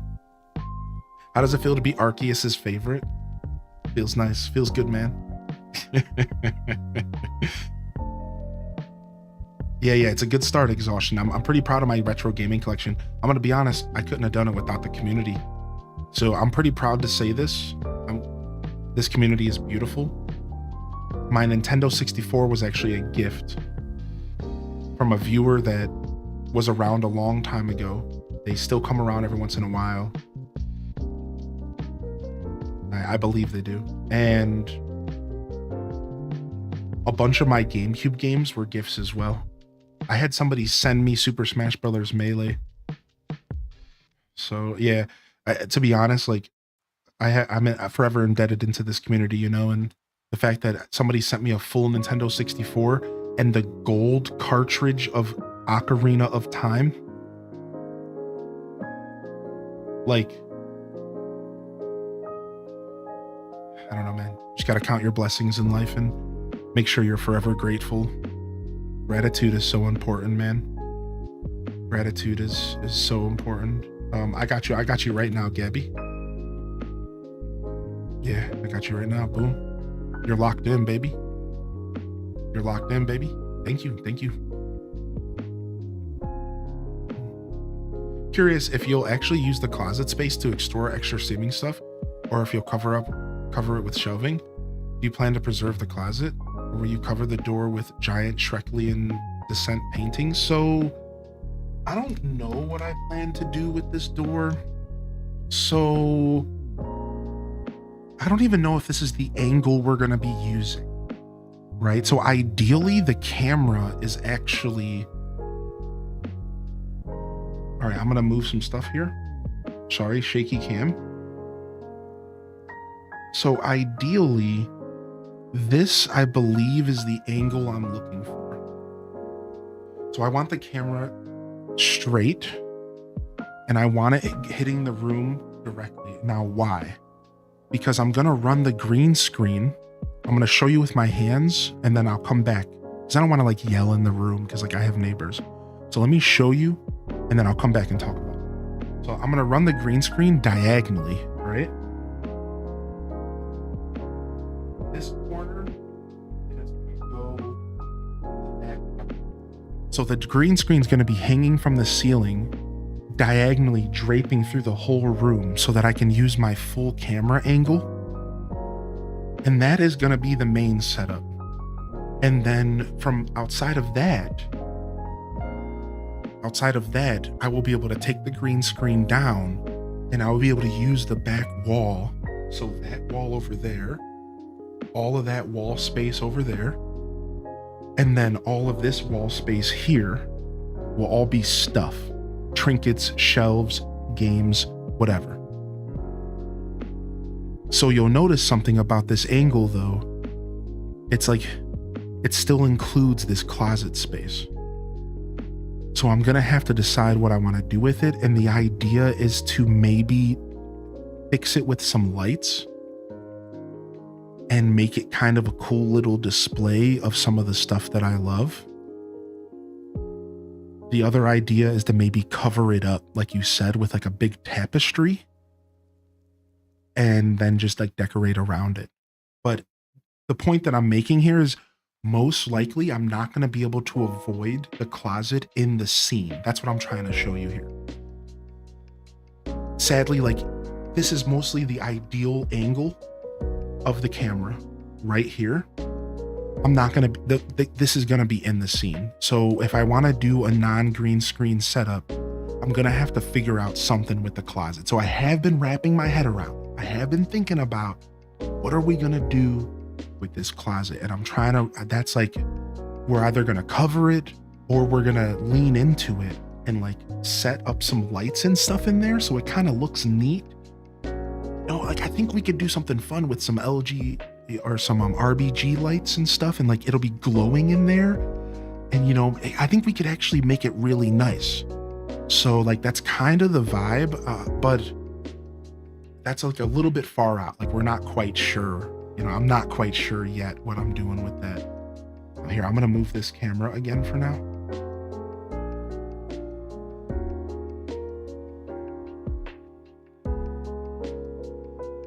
And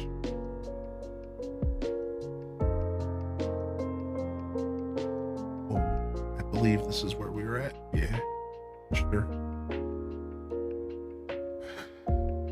I think I even had it a little bit further this way, maybe. Doesn't really matter. I'm like always a perfectionist, but who cares? It's gonna be far from perfect right now. Doesn't matter. Even when my setup's all whack, I'm still out here trying to perfect it like a weirdo.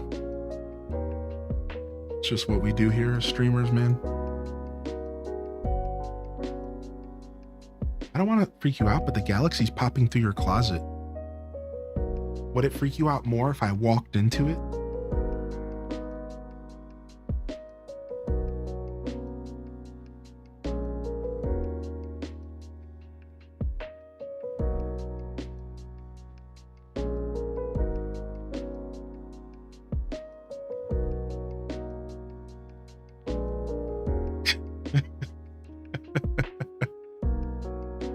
He fell into a black hole. He's blasting off again. What's up, Banana Universe?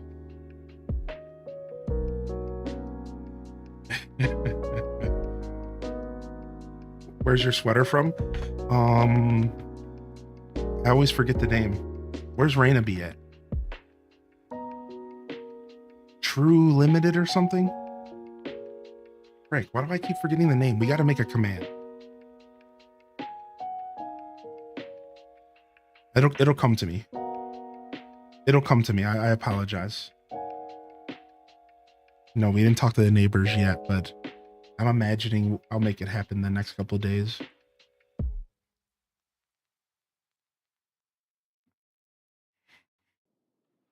Blue Scud do? We can too. You see my famous chapstick? Yeah. Love the sweater. Yeah, thank you. Thank you very much. Yeah. Hold on. Let me see if I pull them up in Google.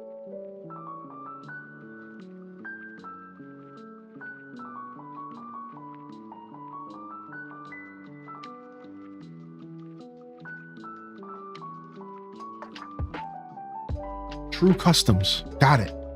Got it. True Customs. TrueCustoms.gg. TrueCustoms.gg. Why is that screen on the other side of the room? Wait, what are you talking about? I have neighbor anxiety. I hate feeling the obligation to talk. Yeah, that's why I'm not like knocking on their door, because I also have that anxiety. We all do at this point. Unless you're a Neanderthal. He's down. He's a door knocker. He'll just knock on your door. Hello, neighbor. He'll bring you some Jello. Yeah, I'm trying to catch him like in the driveway. But the problem with that philosophy is like they're usually going to or from somewhere and nobody wants to stop and talk. So my other plan is to catch him doing laundry.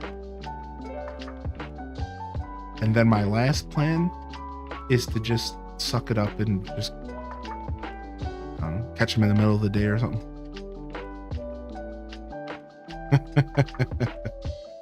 I don't know. Wish me luck. Wish me luck. Put a chair in front of their door until he comes out. Yeah, we have a shared laundry in the basement, correct? Yeah. Washer and dryer for the building. have to show up and break the ice for y'all. I just want to say you look like you're in your element. I could tell the move has been a huge burden lifted energy-wise. I'm grateful you're happy. Oh, thank you so much, Alto Girl. You're a legend, dude. What's up, Stratocaster? You got the legendary Atesh staff last night from Nax? Homie, dude, you are on a high right now, man. What do you mean, Strato, dude? You got the mount? You got the staff, dude?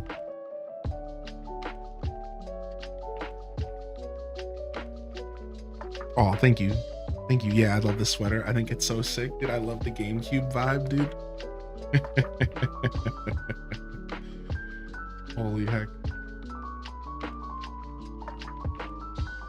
Yeah, we have shared laundry. I haven't done laundry yet, but I will. All right, we're gonna what are we gonna do here today? We're gonna go ahead and fade out today. I'm ending a bit early today. I have a lot of stuff I need to take care of. So we are gonna actually wrap it up here, which is very early. I normally always offer 4-hour minimums, but yeah, like I said, I got stuff to do today. I'm trying to get prepared for my 12-hour streams this next week. So bear with me here. I know we love our Sunday show, but I got a bunch of stuff I need to do before I start streaming for a week straight. I'm not gonna be able to do much during that week. So told myself I'd cut it off short today and give myself enough time to breathe and get this stuff done. So I'll be back tomorrow. 8 a.m. Eastern Standard Time for our 6-year stream celebration. 1 week of 12-hour streams. You are not going to want to miss it, my friend. Thank you. Thank you everyone for coming out today, dude. Thanks for coming in, chilling. I really do hope everyone's feeling good today. I hope you had a good weekend, and hopefully I see you here for the Monday morning show. Positive morning vibes. Fresh week, fresh opportunities, baby. We're going old school. The original title of the Monday morning show, Positive Morning Vibes. We don't use that title anymore. We're going old school, baby. It'll be dope. It's going to be a good show, and it'll be a good week. And today was a good show, and I hope that everyone enjoyed a little broadcast, bringing the community together. I really appreciate y'all coming in and chilling today. I appreciate all the support coming in. I appreciate all of the daily check-ins, and most importantly of all, I appreciate everyone's patience during this move and during some of these scattered streams, and everything is changing around us, and I get it. So thank you, and I'll do my best to bring some normalcy back to our journey here over the next couple weeks.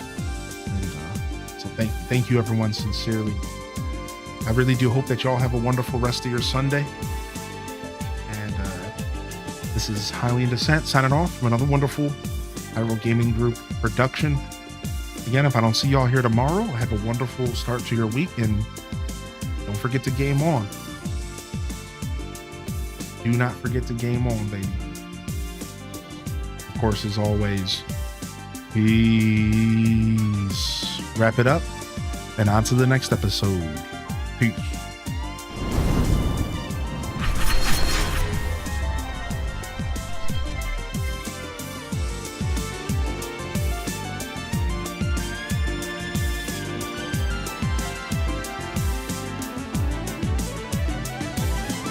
All right, baby. Yo, Mike 84, Tay Love, John T Soul, Spartan Leonidas, Scarlet, Legend, Myth, Great Bambi, Pineapple Flow, Alith Zana, Peter Bonita. Yo, Royal Fool, Legend, dude. Good to see you, Royal Fool. Homie, Ham Labs. Hope you have a great day today. 8 Feet, Jinx, Hijinks, Nandez, Exhaustion. Yo, big shout out to the mods, man. Holy heck, dude. I see that in the chat. Big shout out to the lurkers, baby. Couldn't do it without y'all. Absolutely. Chatters, everyone who kept me company today. Yo, YouTube gang, out there staying strong. We appreciate you as well. We'll probably try to do some Hello Kitty actually at some point, fam. But thanks for coming and hanging out. Much love, everybody. Love y'all and appreciate y'all. Honored to be a part of your daily routines. And I'm certainly honored to have you as a part of mine. But until next time, this is Highly in Descent, signing off. That's right, Snow Squirm, baby. Yo, Ginger. Peace. Peace. Hit them cat jams, baby.